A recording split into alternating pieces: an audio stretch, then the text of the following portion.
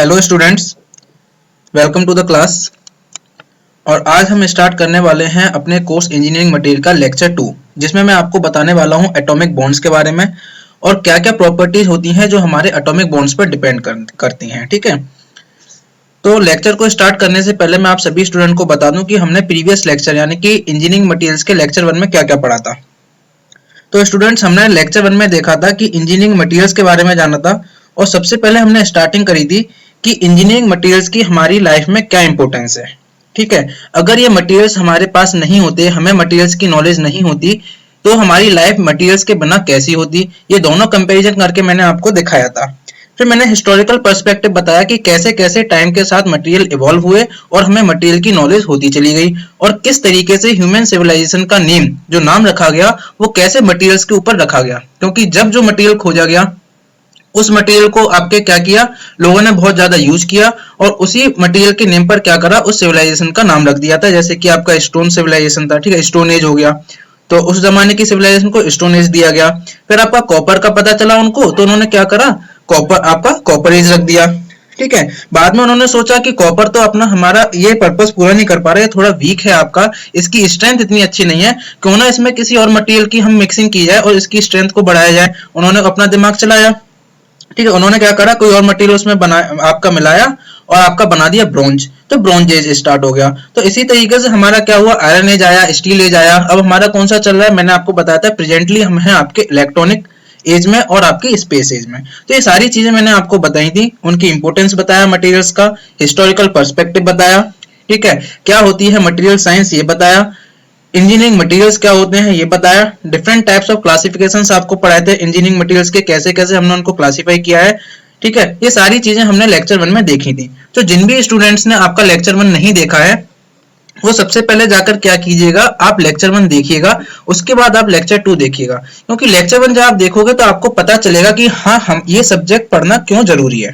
ठीक है, तो यहाँ पर आपको राइट हैंड कॉर्नर ऊपर में आपको आई बटन दिखेगा, वहां पर आप क्लिक करेंगे तो आपको लेक्चर 1 का वीडियो मिल जाएगा। ठीक है, तो आज हम स्टार्ट करने वाले हैं एटॉमिक बॉन्डिंग, जो कि है हमारा इंजीनियरिंग मटेरियल्स का लेक्चर 2, जिसमें मैं आपको बताऊंगा एटॉमिक बॉन्ड्स क्या हैं, different types of atomic bonds पढ़ाने वाला हूं और कौन कौन सी वो प्रॉपर्टीज हैं जो आपकी एटॉमिक बॉन्ड्स पर डिपेंड करती हैं, क्योंकि एटम के अंदर जिस टाइप का बॉन्ड बना हुआ होगा उसी टाइप की प्रॉपर्टीज वो शो करेगा।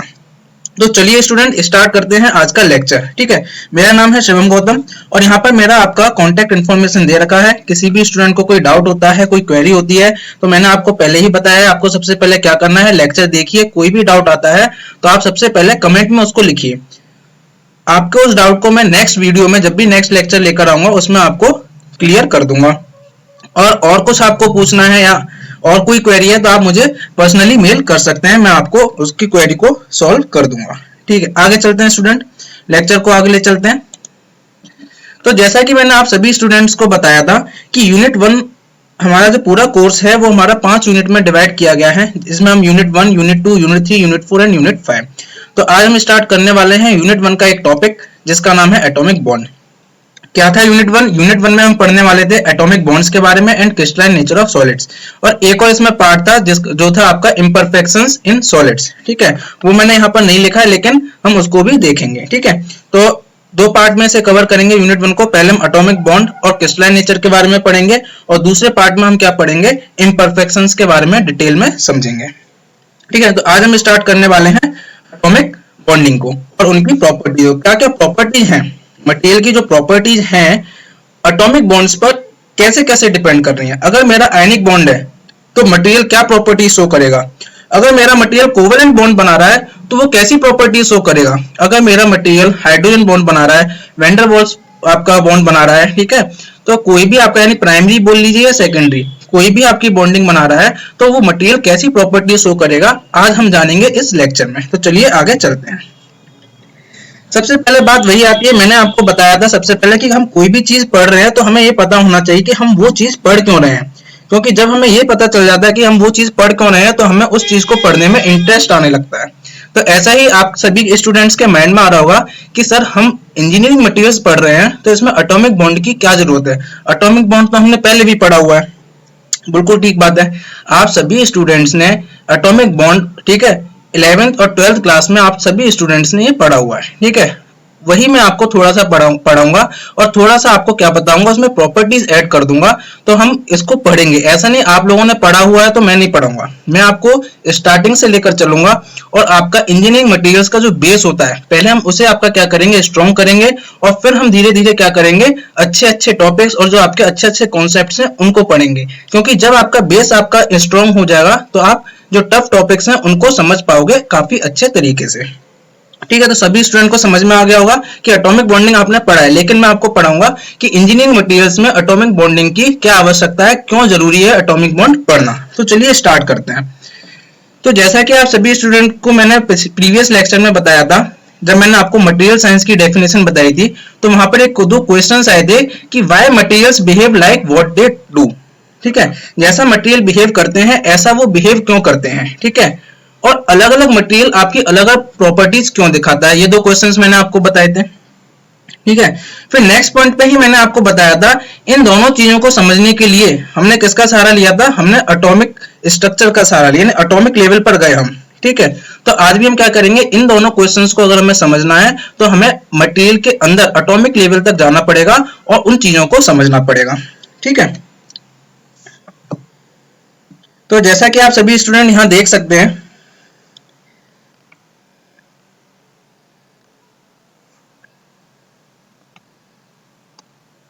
ठीक है, आप सभी स्टूडेंट यहां देखिए कि ये दो क्वेश्चंस मैंने आपको लास्ट क्लास में बताए थे कि मटेरियल ऐसा बिहेव क्यों करते हैं जैसा कि वो करते हैं, और वो अलग अलग प्रॉपर्टीज क्यों शो करते हैं। ठीक है, यहाँ से आप सभी स्टूडेंट्स क्या कर सकते हैं, यहाँ से आप अपने नोट्स बनाना स्टार्ट कर सकते हैं, या आप क्या करिए, इनका स्क्रीनशॉट्स ले लीजिए और बाद में उसको पीडीएफ में कन्वर्ट कर लीजिएगा। ठीक है, तो आपके इनके ऊपर क्वेश्चंस बन सकते हैं।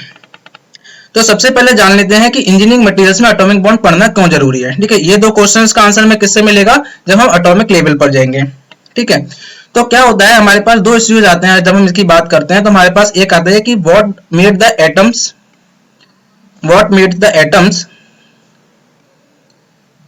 Two cluster together. ठीक है, मटेरियल के अंदर बहुत सारे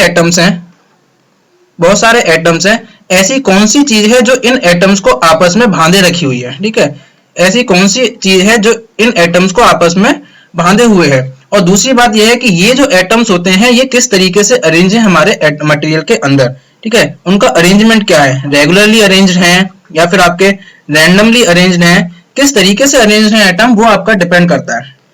तो ये सारी चीज क्या होता है कि किस तरीके का बॉन्डिंग है और किस तरीके से अरेंज है, इन चीजों पर क्या डिपेंड करेगी, इन चीजों पर हमारी डिपेंड करती है मटेरियल की प्रॉपर्टीज। ठीक है, क्यों, कैसे डिपेंड करती है सर जी, क्योंकि मैंने आपको बताया था कि कोई भी जब हम मटेरियल आपका देखेंगे, ठीक है, मुझे कोई भी प्रोडक्ट बनाना है तो मैं मटेरियल सिलेक्ट करना पड़ेगा। ठीक है, कोई भी अगर मुझे प्रोडक्ट बनाना है तो मटेरियल सिलेक्ट करूंगा, और मटेरियल सिलेक्ट कौन सा करूंगा, जिसका परफॉर्मेंस अच्छा हो, जो अच्छा परफॉर्मेंस दे सके। बताया था वही जो फ्लो चार्ट जो मैंने आपको बताया था कि वो फ्लो चार्ट आपको कभी भूलना नहीं है, उस फ्लो चार्ट के थ्रू आपके सारे क्वेश्चंस का आंसर आपको मिल जाएगा। और ये जो परफॉर्मेंस था ये किस पे डिपेंड करता था, प्रॉपर्टीज करता था कि नहीं करता था। और प्रॉपर्टीज किस पे डिपेंड करती थी सर जी, प्रॉपर्टीज आपने बताया था कि स्ट्रक्चर पे डिपेंड करती हैं, बिल्कुल ठीक। तो स्ट्रक्चर क्या हो गया, स्ट्रक्चर यही तो हो गया कि एटम्स आपके कैसे अरेंज हैं और एटम्स के बीच में बॉन्डिंग कैसा है। तो सारी की सारी कहानी क्या है एटॉमिक बॉन्डिंग को पढ़ने, क्योंकि एटॉमिक बॉन्डिंग पर डिपेंड कर रही है मटेरियल की प्रॉपर्टीज, इसीलिए एटॉमिक बॉन्डिंग को इंजीनियरिंग मटेरियल में सबसे पहले पढ़ा जाता है। ठीक है, उसके बाद हम देखेंगे कि और बाकी और ऐसी कौन सी चीजें हैं जिन पे आपकी मटेरियल की प्रॉपर्टीज डिपेंड कर रही है आपके एटॉमिक बॉन्ड को छोड़कर। ठीक है, तो इसीलिए एटॉमिक बॉन्ड को हम क्या करेंगे, सबसे पहले पढ़ेंगे, क्यों, क्योंकि मटेरियल की प्रॉपर्टीज एटॉमिक बॉन्ड पर डिपेंड कर रही हैं। तो अगर हम बात करते हैं कि आपके बॉन्ड कितने टाइप्स के होते हैं, तो जनरली आप देखेंगे तो आपके एक सेकेंडरी, आपका प्राइमरी बॉन्ड और सेकेंड बॉन्ड, मैं इनको डिटेल में बताऊंगा, अभी केवल समरी हम देख ले रहे हैं कि क्या क्या इंट्रोडक्शन है आपका केवल। तो आपका एक प्राइमरी बॉन्ड है, एक आपका सेकेंडरी बॉन्ड होता है, दो तरीके से हम इनको क्लासिफाई कर सकते हैं। प्राइमरी बॉन्ड में आपके आयनिक आ जाता है, कोवेलेंट आ जाता है, मेटेलिक बॉन्ड आ जाता है, और ये जो बॉन्ड होते हैं प्राइमरी बॉन्ड, ये आपके क्या होते हैं, स्ट्रॉन्ग होते हैं। ये बॉन्ड क्या होते हैं, आपके स्ट्रॉन्ग होते हैं। और दूसरी तरफ अगर हम बात करें सेकेंडरी बॉन्ड्स की, इसमें आपके जैसे हाइड्रोजन बॉन्ड आ गए, वेंडर बॉन्ड आपके आ गए, ये आपके क्या होते हैं, ये आपके होते हैं रिलेटिवली वीक।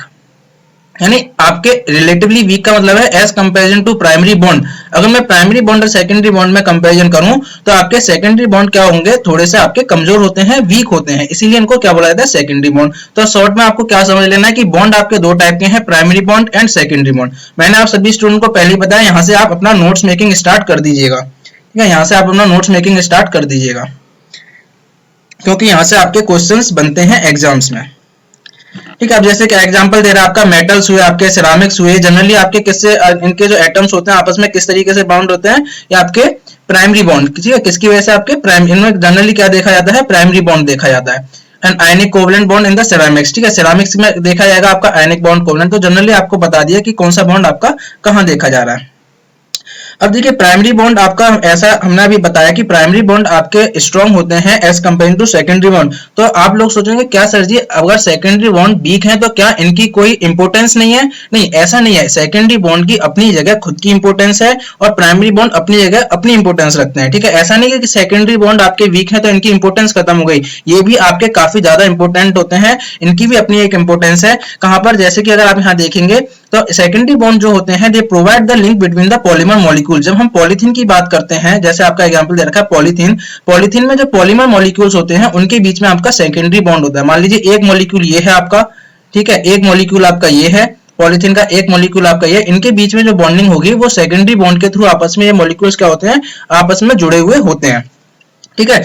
इन्हीं सेकेंडरी बॉन्ड्स की वजह से क्या होता है, ये आपके पॉलीमर्स को क्या बनाते हैं, विच मेक देम सॉलिड्स, ठीक है, सॉलिड बनाते हैं, ठीक है। अगर एक और एग्जांपल देख लें, अगर आपके सेकेंडरी बॉन्ड ना होते, अगर सेकेंडरी बॉन्ड ना होते आपके नेचर में, तो जो वाटर होता है आपका, वो वाटर जो होता है वो बॉयल होता है -80 डिग्री सेल्सियस। आप देख सकते हैं कितना लो टेम्परेचर है ये, ठीक है, वेरी लो, बहुत कम टेम्परेचर है आपका, ठीक है। वाटर आपका -80, अगर -80 डिग्री पर पानी ही आपका बॉयल हो पा रहा है तो नॉर्मल वाटर किस टेम्परेचर पे एग्जिस्ट करता है, ठीक है, आप खुद अंदाजा लगा सकते हैं। जिसकी वजह से क्या होता है, जो हमारी लाइफ है अर्थ पर वो हमारी एग्जिस्ट ही ना करती, हो सकता है कि हम जी ही नहीं पाते उस, ठीक है। तो सेकेंडरी बॉन्ड का आपका क्या है, अपनी जगह एक इंपोर्टेंस है, ठीक है। तो एक मैंने आपको इंपोर्टेंस उनकी बता दी कि ऐसा नहीं कि वो वीक है तो उनकी इंपोर्टेंस कम हो गई, नहीं, उनकी अपनी इंपोर्टेंस है। आपके मटेरियल के अंदर जो आपके मॉलिक्यूल्स हैं उनके बीच में आपका जो बॉन्डिंग है वो सेकेंडरी बॉन्डिंग है, ठीक है। एटम्स के बीच में आपकी प्राइमरी बॉन्डिंग्स है, ठीक है। तो अपनी अपनी बॉन्डिंग जो है आपकी, प्राइमरी बॉन्ड अपनी जगह इंपोर्टेंस रखते हैं और सेकेंडरी बॉन्ड अपनी जगह इंपोर्टेंस रखते हैं, ठीक है। क्लियर हो गया सभी स्टूडेंट्स को क्यों पढ़ना जरूरी है आपका atomic bonding in engineering materials.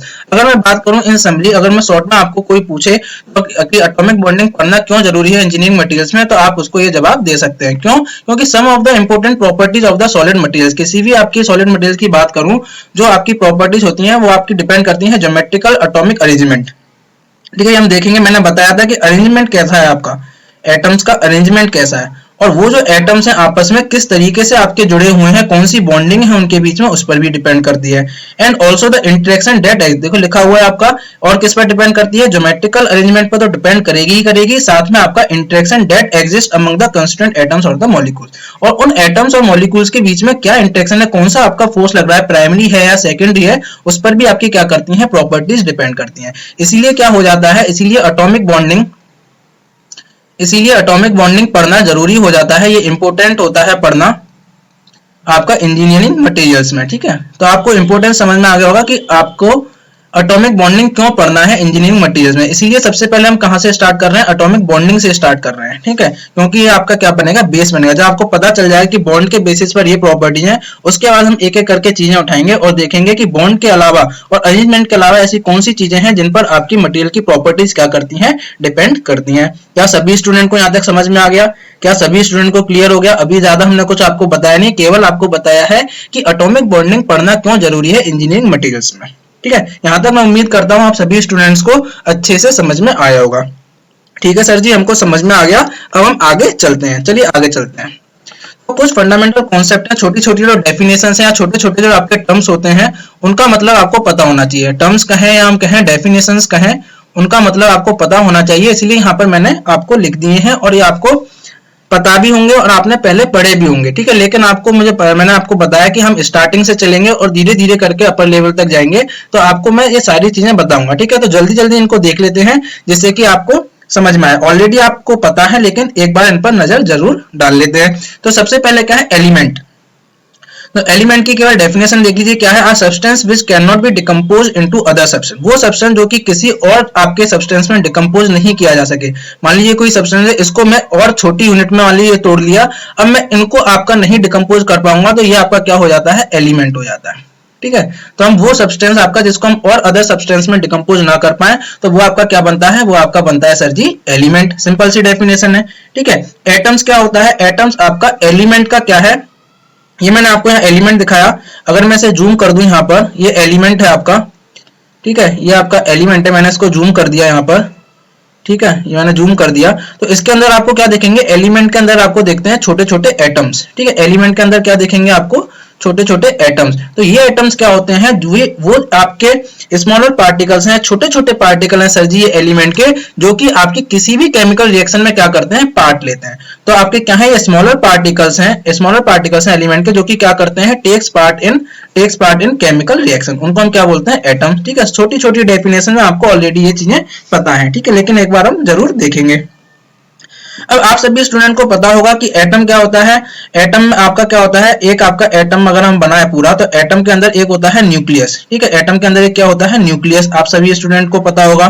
ठीक है, और न्यूक्लियस के चारों ओर आपके रोटेट कौन करते हैं, इलेक्ट्रॉन। ठीक है, इलेक्ट्रॉन रोटेट करते हैं, और न्यूक्लियस के अंदर आपको क्या मिलते हैं, न्यूक्लियस के अंदर आपको मिलते हैं प्रोटॉन और न्यूट्रॉन। ये क्या है आपके, प्रोटॉन और न्यूट्रॉन, यही आपका नेक्स्ट लाइन में लिखा हुआ है, प्रोटॉन प्लस न्यूट्रॉन, जिनको कि हम कंबाइंडली बोलते हैं न्यूक्लियॉन्स। ठीक है, जिनको हम कंबाइंडली क्या बोलते हैं, न्यूक्लियॉन्स बोलते हैं। से क्लियर हो गया। तो वही लिखा हुआ है कि आपका एटम क्या है आपका, इसके सेंटर में एक न्यूक्लियस होता है, मैंने जैसा आपको बताया, जिसमें आपके प्रोटॉन्स और न्यूट्रॉन्स होते हैं, जिनको कंबाइन करके हम क्या बोलते हैं, न्यूक्लियॉन्स। कहीं कहीं पर आपको न्यूक्लियॉन्स लिखा मिल जाएगा, उसका मतलब क्या है, प्रोटॉन प्लस न्यूट्रॉन्स। ठीक है, और इस न्यूक्लियस के चारों ओर आपके क्या करते हैं, इलेक्ट्रॉन मूव करते हैं। ठीक है, आप सभी स्टूडेंट को पता होगा कि आपका, चलिए मैं बता देता हूं, वैसे आगे आएगा। यहाँ पर प्रोटॉन है, यहाँ न्यूट्रॉन है, यहाँ आपके इलेक्ट्रॉन है। इलेक्ट्रॉन पर होता है नेगेटिव चार्ज, और प्रोटॉन और न्यूट्रॉन, प्रोटॉन पर आपका क्या होता है, प्रोटॉन पर होता है पॉजिटिव चार्ज। ठीक है, और ये प्रोटॉन का है, प्रोटॉन का, और न्यूट्रॉन पर आपका क्या होता है, नो चार्ज, कोई चार्ज नहीं मानते हम। ठीक है, तो इतना तो आपको समझना आ गया होगा कि प्रोटॉन और इलेक्ट्रॉन के बीच में आपका लगेगा अट्रैक्शन वाला फोर्स ऑफ इंटरेक्शन, लगेगा आपका इलेक्ट्रोस्टैटिक फोर्स।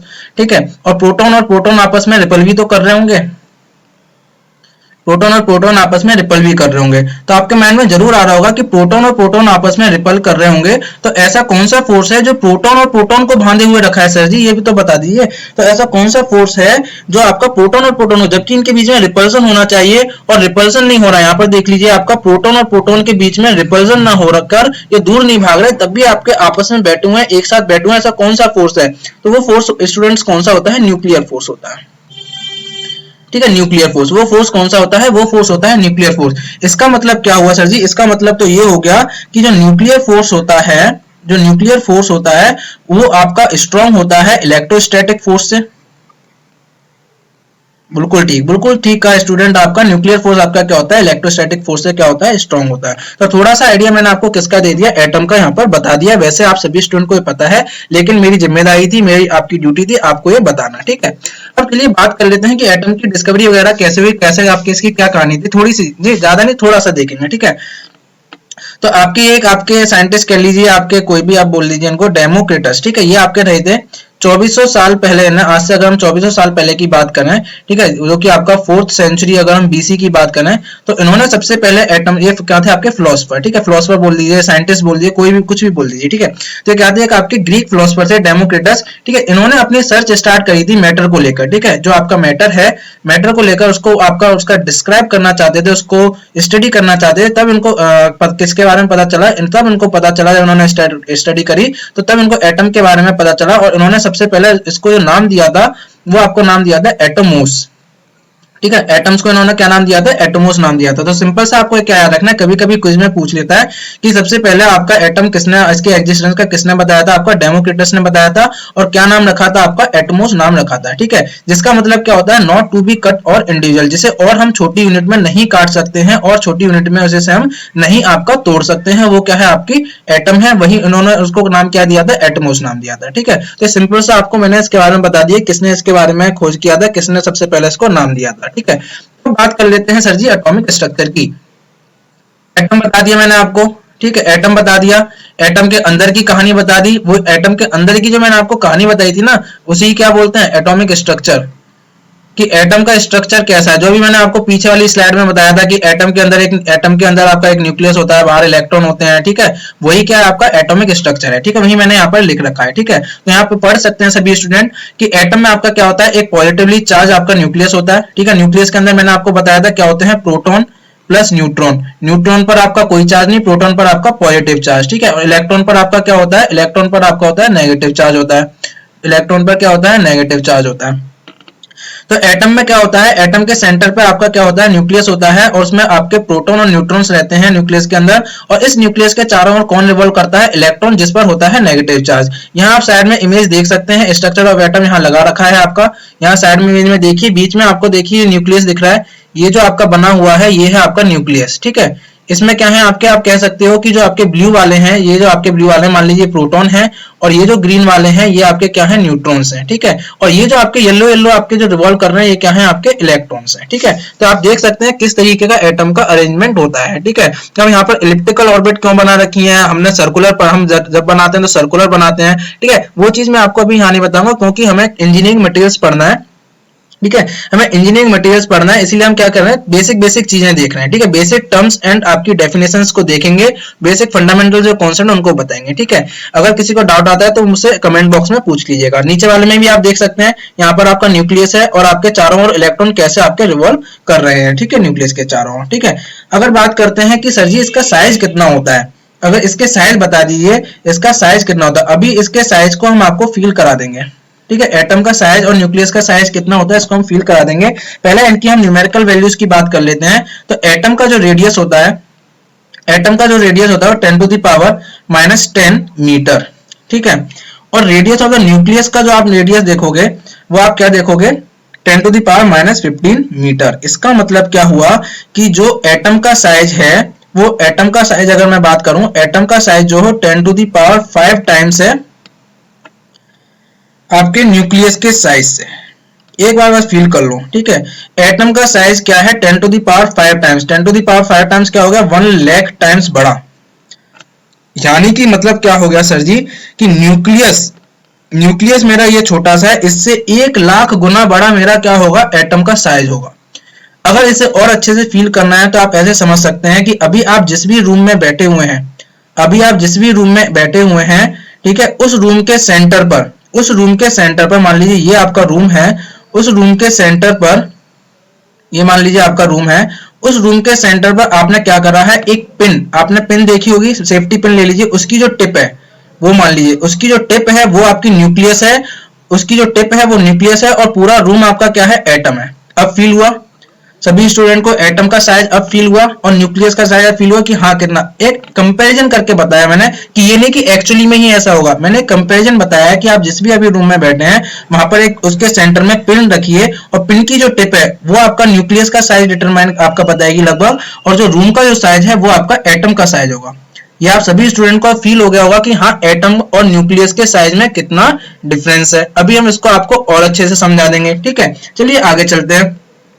तो सर जी ये तो आपने बहुत अच्छे से बता दिया कि हाँ एटम का साइज कितना है और न्यूक्लियस का साइज कितना है और कितना डिफरेंस होता है इनके में। जैसा आपको इमेज में दिख रहा है ऐसा नहीं होता, न्यूक्लियस बहुत छोटा होता है और आपका जो एटम होता है उसका साइज बड़ा होता है। जैसे आपने पढ़ा भी होगा, जब आपने 12th क्लास में होंगे तो आपने रदरफोर्ड का एक्सपेरिमेंट पढ़ा होगा। जब आप 12th क्लास में होंगे तो आपने रदरफोर्ड का एक्सपेरिमेंट पढ़ा होगा, जिसमें उन्होंने गोल्ड फॉइल वगैरह लिया था और पूरा एटम का बताया था कि कितनी जगह खाली रहती है, कितना आपका एटम आपके वो डेविएट कर गए थे, उसका साइज क्या है, ठीक है, ये सारा आपने पढ़ा हुआ होगा, ठीक है, उसको हम डिटेल में नहीं जाएंगे। तो अब बात कर लेते हैं न्यूक्लियस। जैसा कि मैंने आपको बताया था स्टूडेंट, न्यूक्लियस के अंदर आपके होते हैं प्रोटॉन्स प्लस न्यूट्रॉन, जिनको कलेक्टिवली हम बोलते हैं न्यूक्लियस, ठीक है, सिंपल सा टर्म्स है। अगर कहीं न्यूक्लियस लिखा आ जाए तो डरना मत, न्यूक्लियस का मतलब क्या है सर जी, न्यूक्लियस का मतलब है न्यूट्रॉन प्लस प्रोटॉन। क्लियर हो गया, क्लियर हो गया सभी स्टूडेंट को। और तीसरा आपका चौथा पॉइंट देखिए क्या कह रहा है कि most of the mass of the atom is possessed by the nucleus. जितना भी आपका जो मास होता है वो आपका क्या होता है, न्यूक्लियस के पास होता है, ठीक है। सोच लीजिए एक बार दोबारा कंपेयर, रूम और आपकी पिन, जो आपका पिन की टिप है, तो पूरा का पूरा जो मास है वो उस पिन की टिप के बराबर न्यूक्लियस में आपका पजेस्ट रहता है, पूरा का पूरा आपका एटम का मास रहता है, बाकी मास आपका नहीं रहता है, ठीक है, क्योंकि इलेक्ट्रॉन का जो मास होता है वो काफी कम होता है इस कंपैरिजन टू द आपका न्यूक्लियस के मास की हम बात करते हैं, ठीक है। तो एटॉमिक स्ट्रक्चर अच्छे से क्लियर हो गया सभी स्टूडेंट को, उम्मीद करता हूं अच्छे से समझ में आ गया होगा। चलिए आगे कर लेते हैं। सर जी ये क्या लेके आए आप, ये क्या लेके आए सर जी, ये बता दीजिए। ये हम इसलिए लेके आए हैं कि आपको एटम का साइज और आपको न्यूक्लियस का साइज फील हो जाए दोबारा, ठीक है। हम आपको कंपैरिजन कराने वाले हैं, इसीलिए हम ये लेकर आए हैं जहां पर आपका लिखा है यूनिवर्स फोन नंबर। क्या ये एक्चुअली में कोई मोबाइल नंबर है या फिर ये ऐसी ही कोई चीज है, वो हम अभी डिस्कस करने वाले हैं अच्छे से। तो सबसे पहले यहाँ देखिए, यहाँ पर ये देखिए अस, ये लिखा हुआ ह्यूमन बीइंग, ये आपका खड़ा हुआ है ह्यूमन बीइंग। ये आपका कौन खड़ा हुआ है सर जी, ये तो हम लोग हैं, ठीक है। ये कौन है, ये हम लोग हैं, ये आपका ह्यूमन बीइंग खड़ा हुआ है। अब अगर मैं इसके साइज को अप्रोक्सीमेट मान लूं कि ह्यूमन बीइंग का साइज अप्रोक्सीमेट 1 मीटर है, यानी कि 10 टू द पावर 0 मीटर, ठीक है। यहां से ध्यान दीजिए, अगर मैं मान लेता हूं ह्यूमन बीइंग का साइज 1 मीटर है एवरेज अगर, और उसको मैं क्या लिख सकता हूं, 10 टू द पावर 0 मीटर लिख सकता हूं, ठीक है। तो अगर मैं ह्यूमन बीइंग के कंपैरिजन में अर्थ का साइज देखता हूं, अगर मैं ह्यूमन बीइंग के कंपैरिजन में अर्थ का साइज देखूं तो वो क्या होगा, 10 टू द पावर 7 टाइम्स होता है, ठीक है। 10 टू दी पावर 0 मीटर्स हमारा साइज है, और उसके कंपैरिजन में अर्थ का साइज देखूं तो आपका क्या है, 10 टू दी पावर 7, ठीक है। 7 आपका देखिए ये आ गया। फिर अर्थ के कंपैरिजन में अगर मैं जुपिटर का साइज देखता हूं तो 10 टू दी पावर 8 टाइम्स है, यानी कि आपका 10 टाइम्स बड़ा है आपका जुपिटर, ये 10 टू दी पावर 1 ये आ गया। और जुपिटर के कंपैरिजन में अगर मैं सन को देखता हूं, देखो ये अभी एक बार सुन लो फिर मैं बताऊंगा क्या चीज है ये, ठीक है। सन को देखता हूं तो सन का आपका 10 टू दी पावर 9 टाइम्स है, यानी कि आपका सन जो है आपका 10 टाइम्स बड़ा है आपका किससे, जुपिटर से, ये 1 ये आ गया। और अगर मैं सन के कंपैरिजन में आपका 1 एस्ट्रोनॉमिकल यूनिट, ये एयू क्या है, ये है आपका एयू एस्ट्रोनॉमिकल यूनिट, ठीक है, ठीक है, एस्ट्रोनॉमिकल यूनिट, ठीक है। तो 1 एयू का अगर मैं साइज देखता हूं तो वो आपका क्या होता है, 10 टू दी पावर 2 आपका 11, यानी कि ये आपका 100 टाइम्स, ये 2 आपका ये आ गया। ये जो एस्ट्रोनॉमिकल यूनिट है सन के साइज से आपका क्या है, 10 टू दी पावर 2 टाइम्स आपकी बड़ी हुई है। अगर ये क्या है आपका, ये है आपका लाइट ईयर, ठीक है, ये आपका क्या है, लाइट ईयर। तो अगर मैं एस्ट्रोनॉमिकल यूनिट के कंपैरिजन में लाइट ईयर को देखता हूं तो 10 टू दी पावर 16, यानी कि ये आपका 10 टू दी पावर 5 टाइम्स बड़ा है आपका कंपैरिजन टू एस्ट्रोनॉमिकल यूनिट।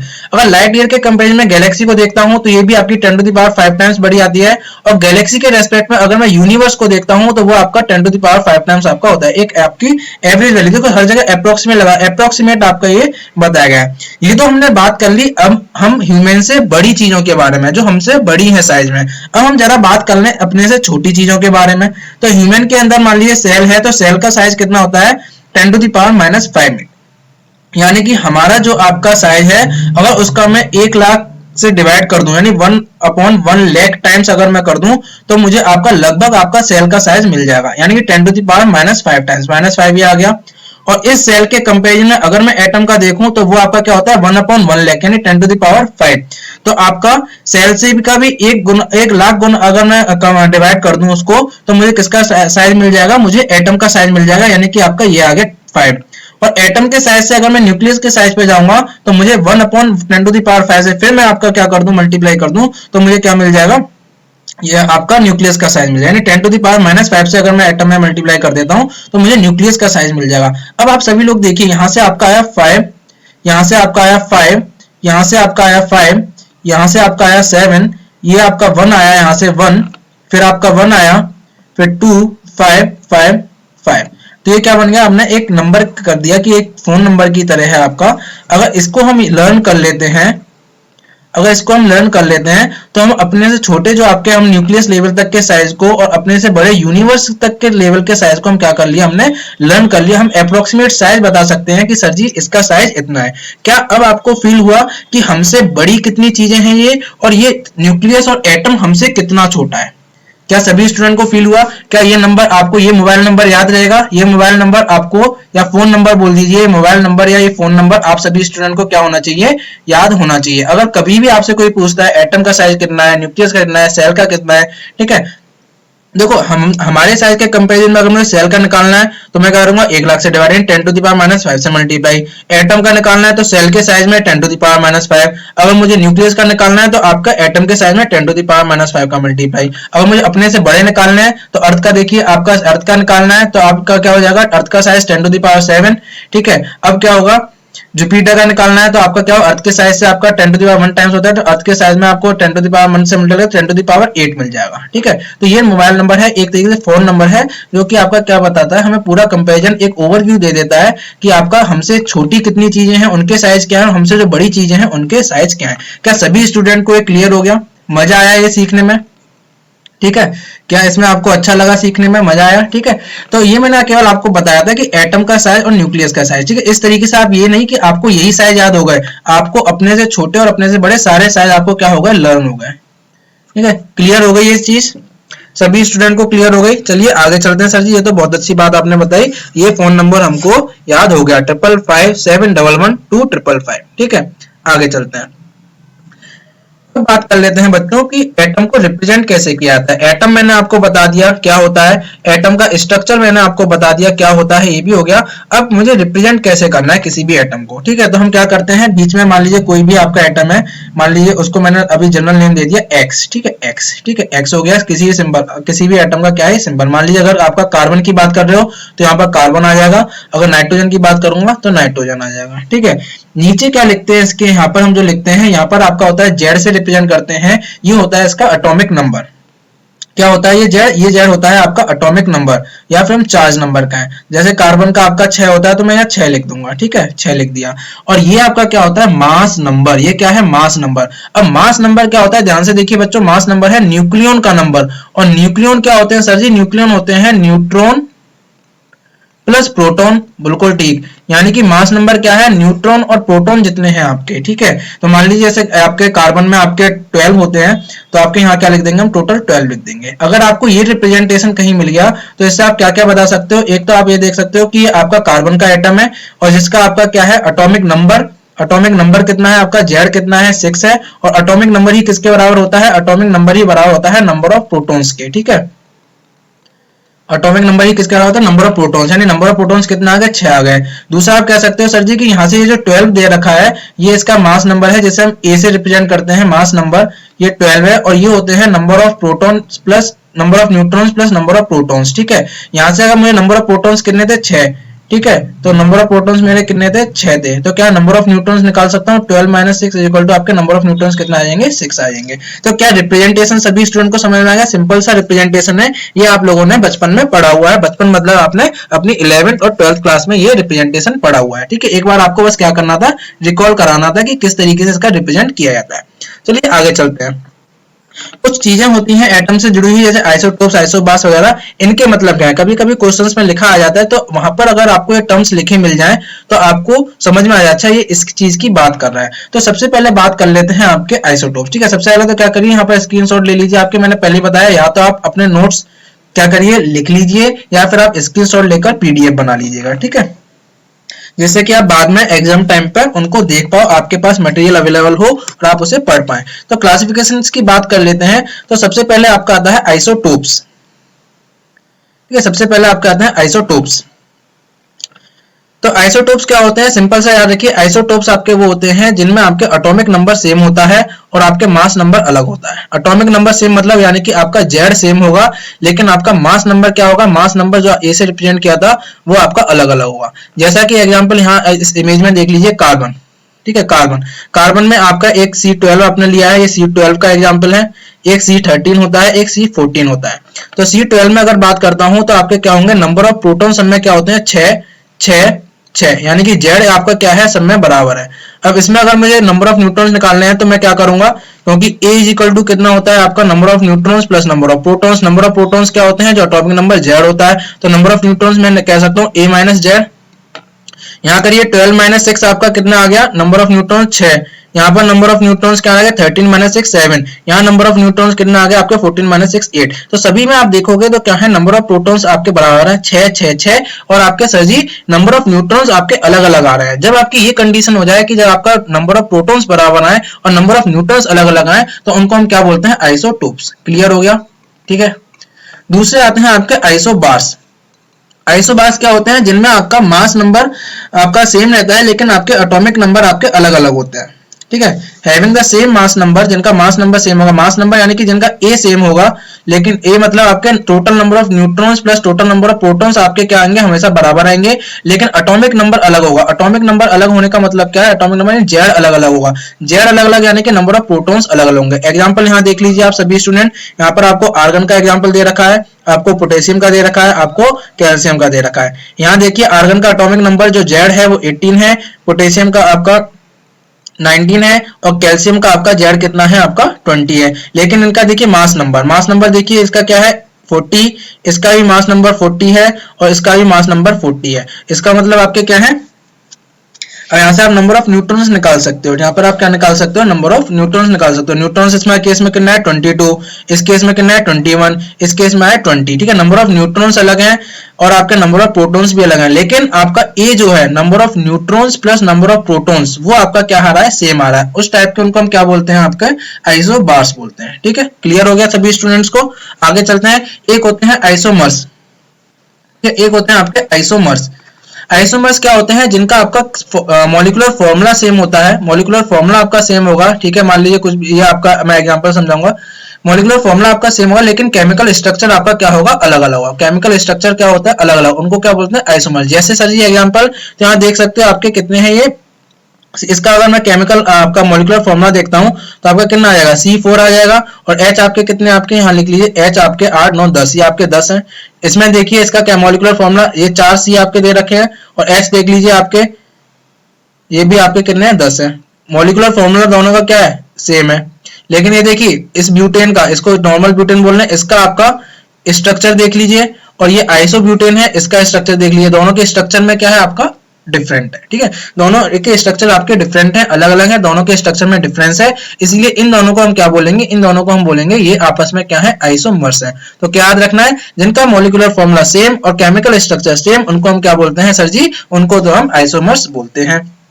ठीक है, ये क्या लिखा है इसे पढ़ने की जरूरत नहीं है। ठीक है, आगे चलते हैं, आइसोटोन्स। ठीक है, आइसोटोन्स क्या होते हैं, ठीक है, आइसोटोन्स वो आपके होते हैं जिनमें नंबर ऑफ आपके न्यूट्रॉन्स क्या होते हैं, नंबर ऑफ न्यूट्रॉन्स आपके सेम होते हैं, जिनमें आपके नंबर ऑफ न्यूट्रॉन्स क्या होंगे, नंबर ऑफ न्यूट्रॉन्स आपके सेम होंगे। ठीक है, जैसा कि एग्जांपल से समझ लेते हैं, ये देखिए आपको पहले ऑक्सीजन का दे रखा है, ऑक्सीजन का आपका जेड कितना हो गया 8, ए कितना हो गया आपका 16। अगर मुझे नंबर ऑफ न्यूट्रॉन निकालना है तो मैं ए माइनस जेड कर दूंगा, यानी कि 16 माइनस 8 कर दूंगा तो 8 आ गए। दूसरा नाइट्रोजन का देख लो, इसमें आपका जेड कितना है 7 और ए कितना है आपका 15। तो नंबर ऑफ न्यूट्रॉन्स अगर मुझे निकालना है जो कि ए माइनस जेड होगा, जो कि कितना आ जाएगा 15 माइनस 7 इज इक्वल टू आपका 8 आ गया। आ गया कि नहीं आ गया। यहाँ पर देख लीजिए कार्बन, कार्बन अगर देखोगे तो यहाँ पर जेड आपका 6 है, ए आपका 14 है, तो नंबर ऑफ न्यूट्रॉन्स आपके कितने आ जाएंगे, आपके ए माइनस जेड करूंगा जो कि आपके 14 माइनस 6 इक्वल टू 8। तो सब में आप देखोगे तो आपके नंबर ऑफ न्यूट्रॉन्स आपके सेम आ रहे हैं, और आपके क्या है एटॉमिक नंबर भी अलग है और उनके मास नंबर भी अलग है। तो ऐसे आपके जो एटम जिनमें आपके नंबर ऑफ न्यूट्रॉन्स आपके क्या आ जाते हैं, सेम आ जाते हैं, उनको हम क्या बोलते हैं, आइसोटोन्स। ठीक है, आइसोटोन्स। ठीक है, आइसोटोन्स, टोन्स में आपका एन आ रहा है, यानी कि आपके याद रख लेना आइसोटोन्स, यानी कि आपके एन से न्यूट्रॉन यानी न्यूट्रॉन आपके सेम रहेंगे। तो आइसोटोन्स में कैसे याद हो गया आपको, आइसोटोन्स यानी एन, एन एन यानी न्यूट्रॉन, न्यूट्रॉन सेम। ठीक है, तो ये आपको याद रखना है। ठीक है, तो ये सारे आपको टर्म्स क्लियर हो गए, सभी स्टूडेंट को ये टर्म्स क्लियर हो गए। हाँ सर जी, ये सारे टर्म्स हमको क्लियर हो गए। अब एटॉमिक मास क्या होता है, ठीक है, जैसा कि मैंने अभी आपको पीछे बताया था कि पूरे के पूरे एटम का जो एटॉमिक मास होता है वो आपका न्यूक्लियस में ही होता है। ठीक है, क्या होता है, न्यूक्लियस ही पजेस करता है। ठीक है, न्यूक्लियस ही पजेस करता है आपका मोस्टली मास जो होता है। ठीक है, मोस्ट ऑफ द मास, या मैं कहूँ आपका लगभग पूरा आपका क्या है, न्यूक्लियस ही पजेस करता है। तो masses of the atoms and atomic particles are किस में दिए जाते हैं, एएमयू में दिए जाते हैं। बोल रहा है कि जो मास लिखा होता है जनरली हम किस में देते हैं, इसकी जो यूनिट होती है वो हम किस में करते हैं, वो हम एएमयू में करते हैं। ठीक है, हम किस में लिखते हैं, एएमयू में लिखते हैं। अब ये एएमयू क्या है, एएमयू कैसे डिफाइन किया गया है कि जो आपका C12 वाला जो होता है, 6C12 वाला जो आपका एटम होता है, ठीक है, इसका अगर मैं इसके मास का 1/12 ले लूं, ठीक है, इसके मास का अगर मैं 1/12 ले लूं तो मुझे क्या मिल जाता है, वो आपकी 1 AMU होती है। वो कितनी होती है, 1 AMU होती है, वही लिखा हुआ है। And AMU is defined as the 1/12 of the mass of the, आपका कौन सा एटम कार्बन का, 12C6 वाला। और ये आपको लर्न कर लेना, 1 AMU आपकी कितनी होती है वैल्यू।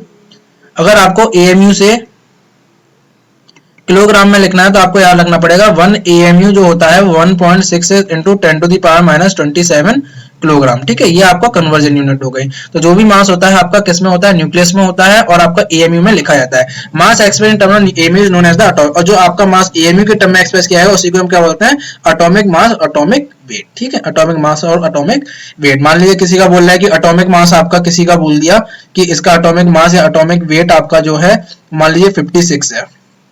ठीक है, तो इसका मतलब क्या हुआ कि उसको वो कह रहा है कि उसका जो एटॉमिक वेट है वो आपका 56 AMU है। अब आपको किलोग्राम में करना है तो 56, तो 56 मल्टीप्लाई है 1.6 इंटू 10⁻⁻27 से मल्टीप्लाई करोगे तब आपका वो किस में आएगा, किलोग्राम में निकल के आएगा। ये क्लियर हो गया होगा सभी स्टूडेंट को। यहाँ पर बात कर लेते हैं कि चार्ज की। ठीक है, चार्ज और मास क्या होता है, क्योंकि जैसा कि मैंने आपको बताया कोई एटम होगा उसके अंदर न्यूट्रॉन होंगे और प्रोटॉन होंगे और उसके चारों ओर आपके क्या करते हैं, इलेक्ट्रॉन रिवॉल्व करते हैं। ठीक है, तो आपके सब एटॉमिक पार्टिकल्स की बात करूं तो कौन कौन हो गया, एक न्यूट्रॉन हो गया, एक प्रोटॉन हो गया, एक इलेक्ट्रॉन हो गया। ठीक है, ये न्यूट्रॉन हो गया, प्रोटॉन हो गया, इलेक्ट्रॉन हो गया।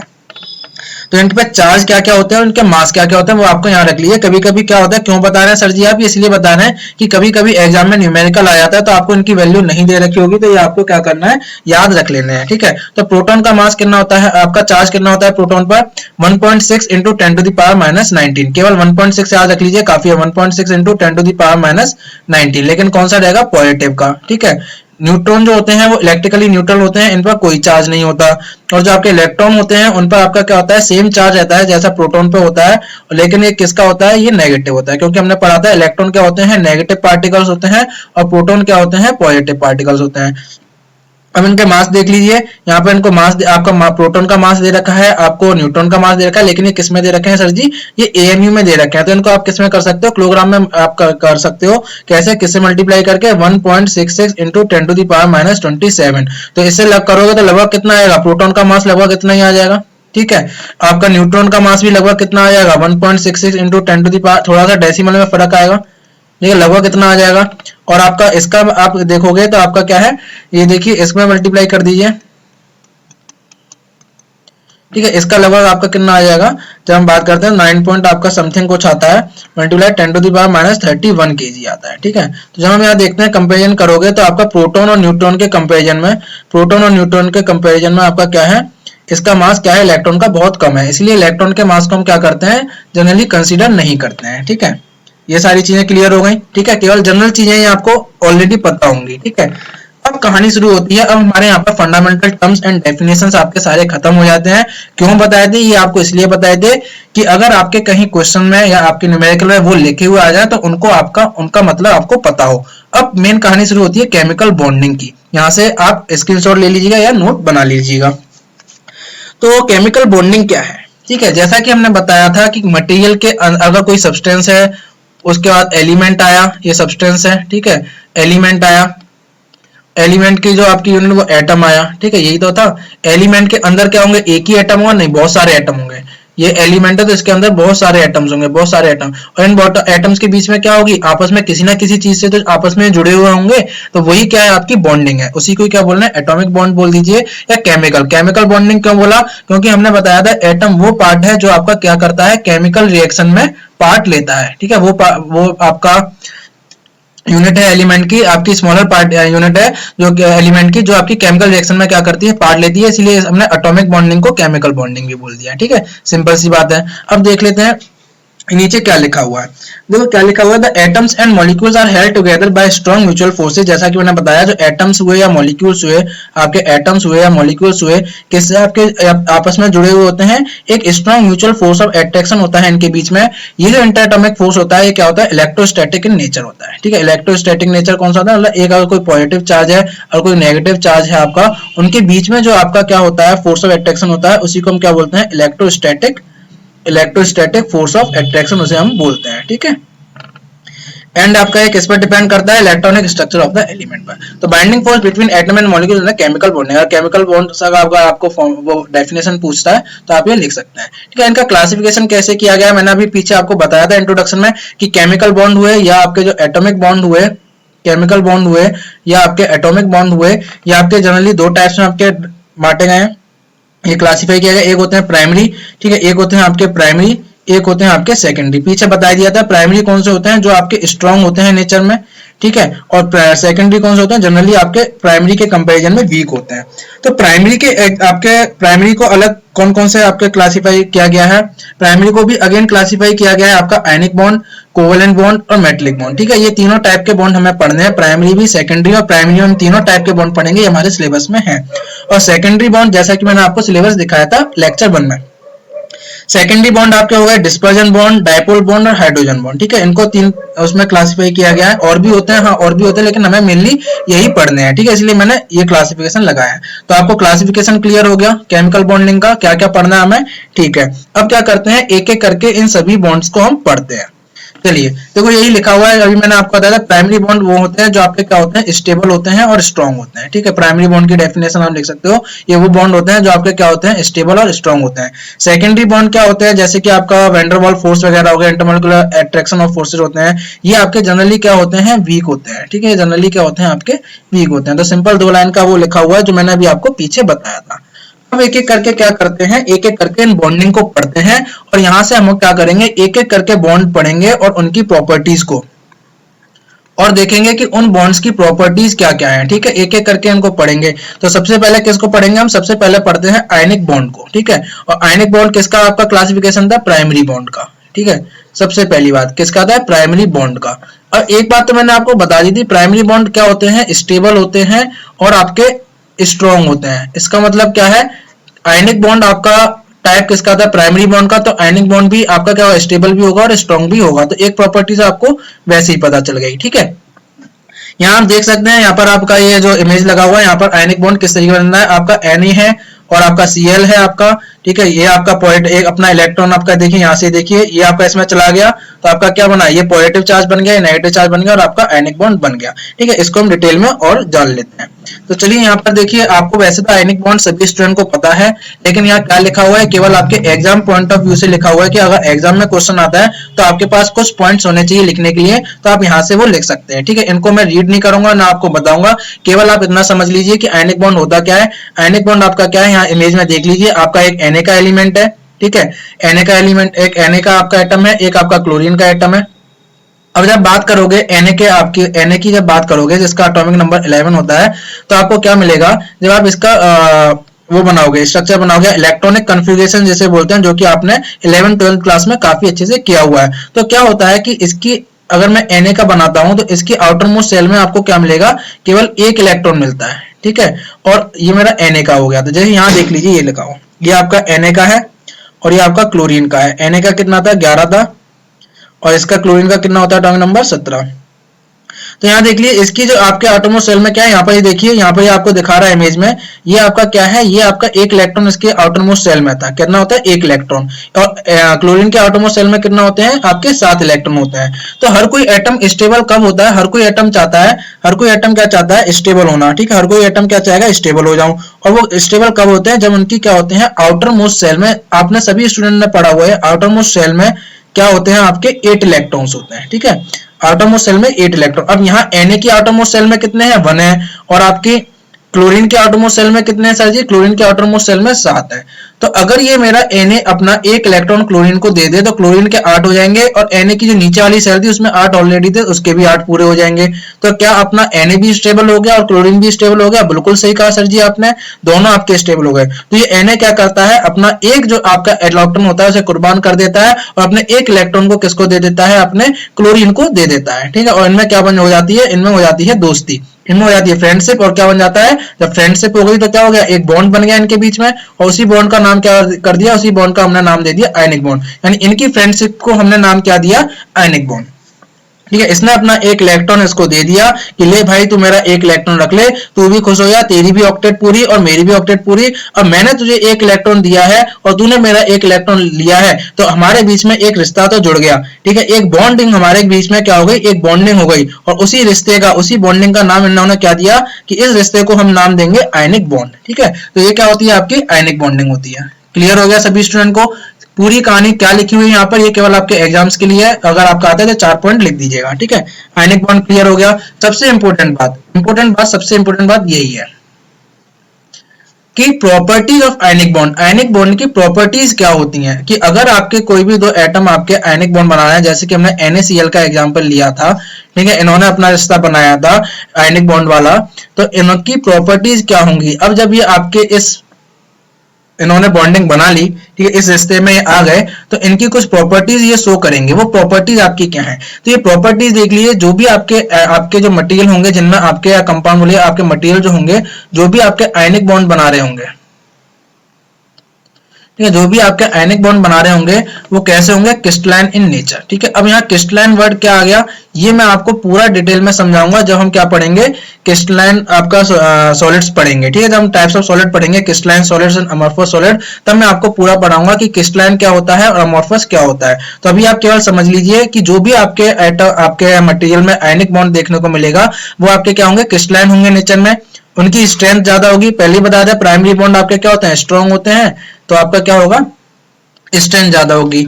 हार्डनेस इनकी ज्यादा होती है। केवल क्या करना है, आपको प्रॉपर्टी याद रखनी है कि थोड़ा आपको बस आइडिया हो कि इस बॉन्ड की ये प्रॉपर्टीज होती हैं। ठीक है, ज्यादा डेप्थ में नहीं जाना है आपको। ठीक है, कैसे हो रही है, क्या हो रही है, इतनी आपको रिसर्च नहीं करनी है। ठीक है, केवल याद रखिए कि आयनिक बॉन्ड है तो ये प्रॉपर्टी शो करेगा। ठीक है, हाई क्या है आपका, हाई मेल्टिंग और बॉइलिंग टेम्परेचर। इनका मेल्टिंग टेम्परेचर और बॉइलिंग टेम्परेचर आपका हाई होता है, क्यों, क्योंकि स्ट्रॉन्ग इलेक्ट्रोस्टैटिक फोर्स होता है। ठीक है, एंड है ब्रिटलनेस। ब्रिटलनेस आपकी क्या होते हैं, ब्रिटलनेस शो करते हैं। ठीक है, and non conducting of the electricity, वो इलेक्ट्रिसिटी की आप क्या करते हैं, कंडक्ट नहीं कराते हैं। और दूसरी बात, आपका जो आयनिक बॉन्ड होते हैं वो यूनिडायरेक्शनल होते हैं। ठीक है, यूनिडायरेक्शनल आपके हो गए ना, एक डायरेक्शन में लगते हैं, क्योंकि एक आपका पॉजिटिव चार्ज बन जाता है, एक नेगेटिव चार्ज बन जाता है, तो एक डायरेक्शनलिटी आ जाती है आपकी। ठीक है, एक डायरेक्शनलिटी आ जाती है, तो वो कहते हैं आयनिक बॉन्ड जो होते हैं यूनिडायरेक्शन होते हैं। और ये क्या बनाते हैं, जनरली आयनिक बॉन्ड बनाते हैं कंपाउंड्स। ठीक है, आयनिक बॉन्ड क्या बनाते हैं, आयनिक बॉन्ड बनाते हैं कंपाउंड, यानी दो आइटम्स आपस में जुड़े तो आयनिक बॉन्ड फॉर्म हुआ तो उन्होंने बना लिया कंपाउंड।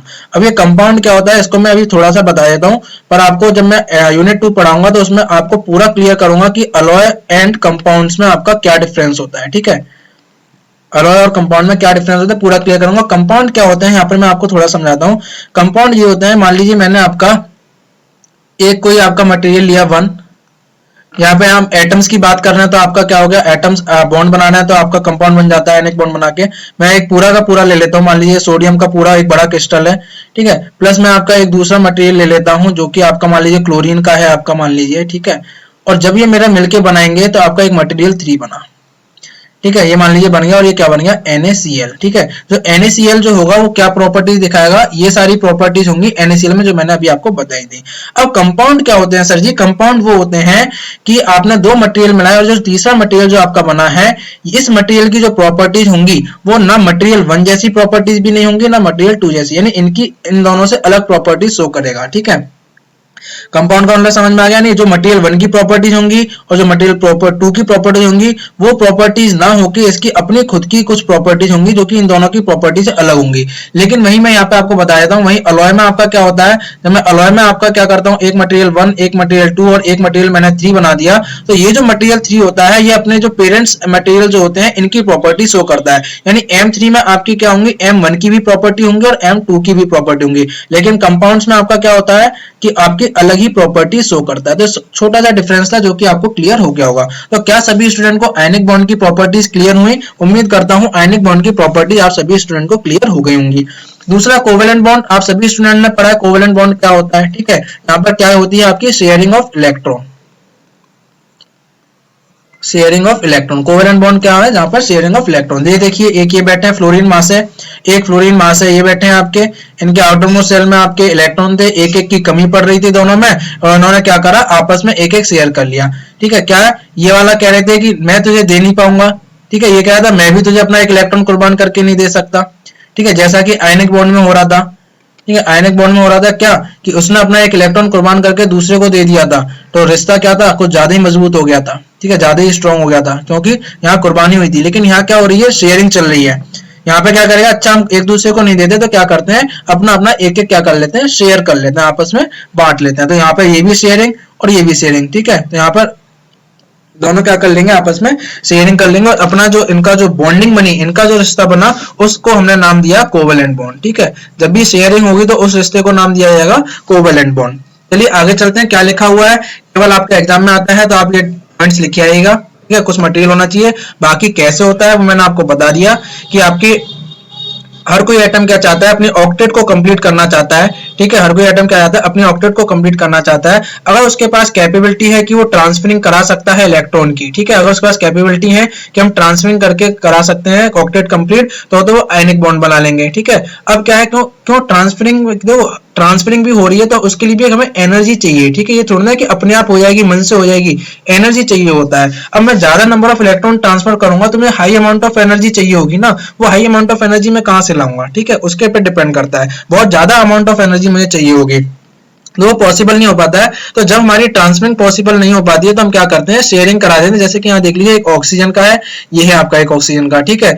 ऑक्सीजन की अगर मैं बात करता हूं तो आपका इसका अगर आप देखोगे तो जो जेड होता है वो कितना होता है, जेड क्या था आपका एटॉमिक नंबर 8, और आपका ए होता है वो आपका होता है 16, ठीक है। ये भी जेड इज इक्वल टू 8 और आपका ए इज इक्वल टू 16। तो जब आप इसे लिखोगे तो आपका 2,6 इलेक्ट्रॉनिक कन्फिगरेशन 2,6, यानी इसकी आउटर मोस्ट सेल में आपके वैलेंस सेल में 6, इसकी भी वैलेंस सेल में 6, इसे भी कितने चाहिए, 2 चाहिए, इसे भी कितने चाहिए, 2 चाहिए, ठीक है। अगर मान लीजिए ये ऑक्सीजन एटम अपने 2 दे देगा, अगर मान लीजिए पीला वाला ग्रीन को 2 दे दे तो इसके तो 4 बच्चे, इसके पास 8 हो जाएंगे। ये तो और अनस्टेबल हो गया, पीला वाला तो 2 देगा नहीं। अगर ग्रीन वाला अपने 2 दे देगा तो इसके पास 8 हो जाएंगे, इसके पास 4 हो जाएंगे, तो ये और अनस्टेबल हो जाएगा। क्या खुद हर कोई भी आपका अनस्टेबल होना चाहता है? नहीं, हर कोई चाहता है कि हम क्या रहे, स्टेबल रहे। हर कोई क्या चाहता है, हम स्टेबल रहें। तो ये भी क्या हो जाएगा, अनस्टेबल। तो क्या करेंगे, कहेंगे आपस में क्या करेंगे, बात करेंगे और आपका क्या कर लेंगे, शेयरिंग। ये कहेंगे ठीक है, मैं अपने 2 इलेक्ट्रॉन तेरे साथ शेयर कर रहा हूँ, तू अपने 2 इलेक्ट्रॉन मेरे साथ शेयर कर ले, और हमारी दोनों की एक्टिविटी पूरी हो जाएंगी, हम दोनों का काम चल जाएगा और हम दोनों क्या हो जाएंगे, स्टेबल हो जाएंगे। तो इन दोनों ने यहाँ क्या कर लिया, देखो, अब पीले वाले ने अपने 2 शेयर कर लिए, इसने अपने 2 शेयर कर लिए, इसके पास भी अगर गिनेंगे तो 8 हो जाएंगे, इसके पास भी गिनेंगे तो 8 हो जाएंगे। और यहाँ क्या बन गया, इनकी जो बॉन्डिंग हुई उसको हमने नाम दे दिया कोवेलेंट बॉन्ड। क्या सभी स्टूडेंट को क्लियर हो गया? सेम आपका नीचे हाइड्रोजन का आपका एग्जांपल दे रखा है, केवल समझाना था कि कोवेलेंट बॉन्ड कैसे बनता है। मेन इंपोर्टेंट बात क्या है, मेन इंपोर्टेंट बात है सर जी इनकी प्रॉपर्टीज, ये आपको बतानी है, ठीक है, कि कोवेलेंट बॉन्ड अगर बनेगा तो आपकी क्या क्या प्रॉपर्टीज शो होंगी, ठीक है। तो कोवेलेंट बॉन्ड भी आपके क्या होते हैं, डायरेक्शनल होते हैं नेचर में। एंड कोवेलेंट कंपाउंड आपके जो होते हैं, जो कोवेलेंट आपके जो बॉन्ड बनाएंगे कंपाउंड, वो सॉलिड भी हो सकते हैं, वो आपके लिक्विड भी हो सकते हैं, और वो आपके गैसियस भी हो सकते हैं, ठीक है।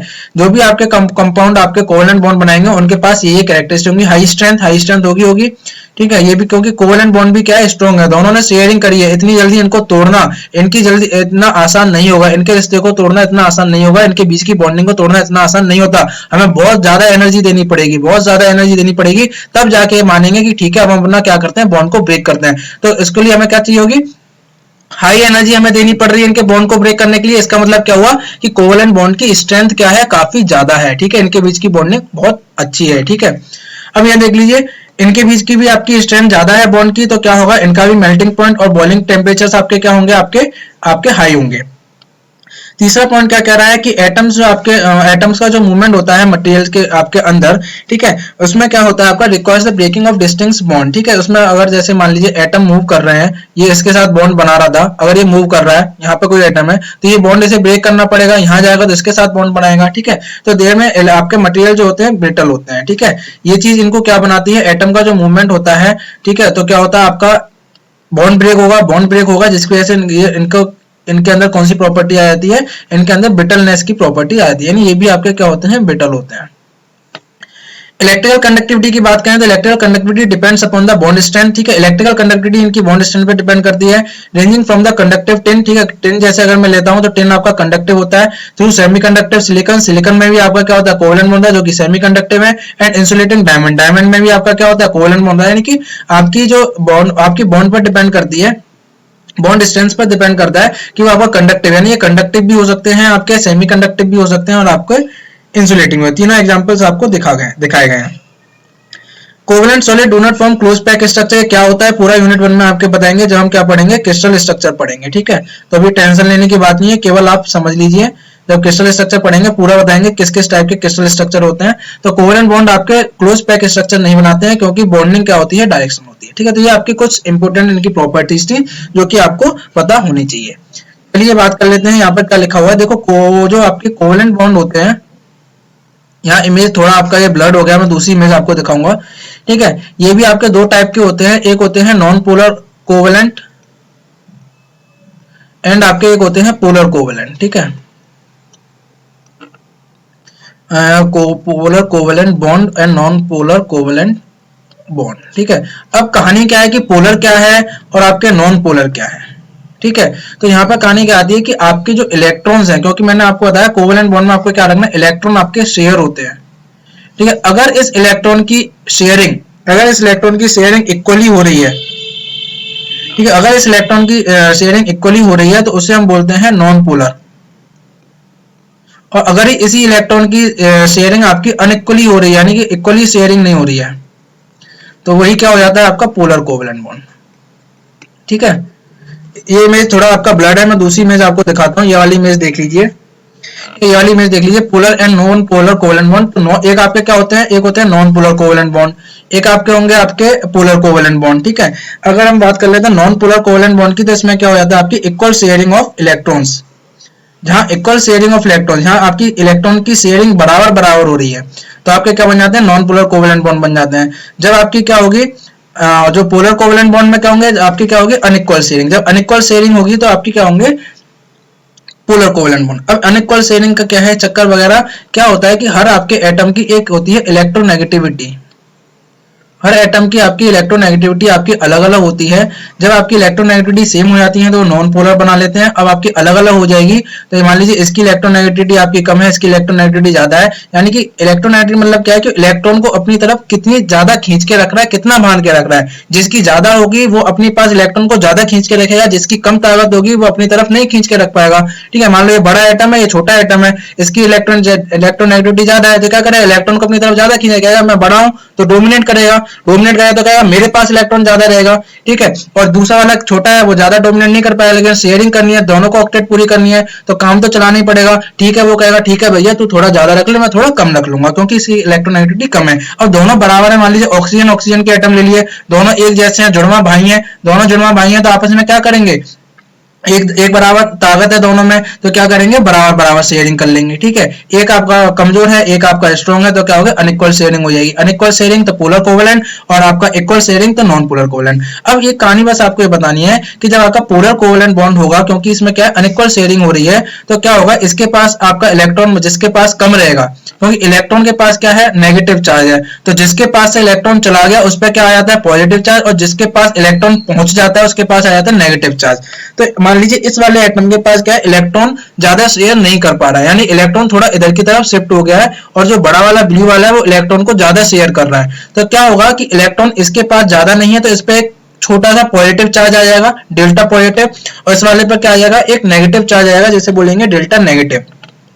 तो यहाँ पर क्या हो गया कि एक हल्का सा पॉजिटिव चार्ज, इसका आपका हल्का सा डेल्टा नेगेटिव चार्ज, तो यहाँ पर पॉजिटिव और नेगेटिव के बीच में भी क्या होगा, एक बॉन्डिंग आपकी बन जाती है। ठीक है, तो यहाँ पर क्या होता है, कभी कभी क्या होता है, इस पॉजिटिव और नेगेटिव की वजह से आपके जो पोलर कोवेलेंट बॉन्ड होते हैं वो आपका हल्का सा आयनिक बिहेवियर भी दिखाते हैं। ठीक है, हल्का सा क्या दिखाते हैं, आयनिक बिहेवियर, क्योंकि इलेक्ट्रॉन हल्का सा इसके पास ज्यादा चला गया, तो हल्का सा इनमें क्या आती है, आयनिक बिहेवियर भी ये दिखाने लग जाते हैं। ठीक है, आयनिक बॉन्ड में क्या होगा, कोई भी आपकी शेयर नहीं होगी, इलेक्ट्रॉन पूरा का पूरा एक से क्या हो जाएगा, ट्रांसफर हो जाएगा। ठीक है, no sharing in the electron in bonds. Clear हो गया सभी स्टूडेंट को, ये सभी स्टूडेंट्स को क्लियर हो गया। ठीक है, यहाँ देख लीजिए, increasing difference in the electronegativity, यहाँ आपकी इलेक्ट्रोनेगेटिविटी बढ़ती चली जा रही है। ठीक है, दूसरे आपके आते हैं मेटलिक बॉन्ड। ठीक है, मेटलिक बॉन्ड कौन से बॉन्ड होते हैं, जो आपके जनरली देखे जाते हैं मेटल्स वगैरह में।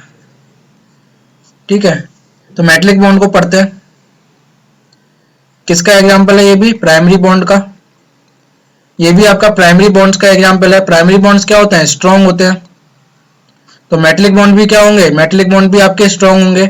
और दूसरी बात आपने देखा होगा, यही बता देता हूं कि मेटल्स, जितने भी मेटल्स हैं उसमें मेटलिक बॉन्ड तो होगा ही होगा आपका। ठीक है, अब मेटलिक बॉन्ड है और मेटल्स आपने देखा होगा ज्यादा चमकते हैं, लस्टर वाली प्रॉपर्टी होती है उनमें, यानी शाइन करते हैं।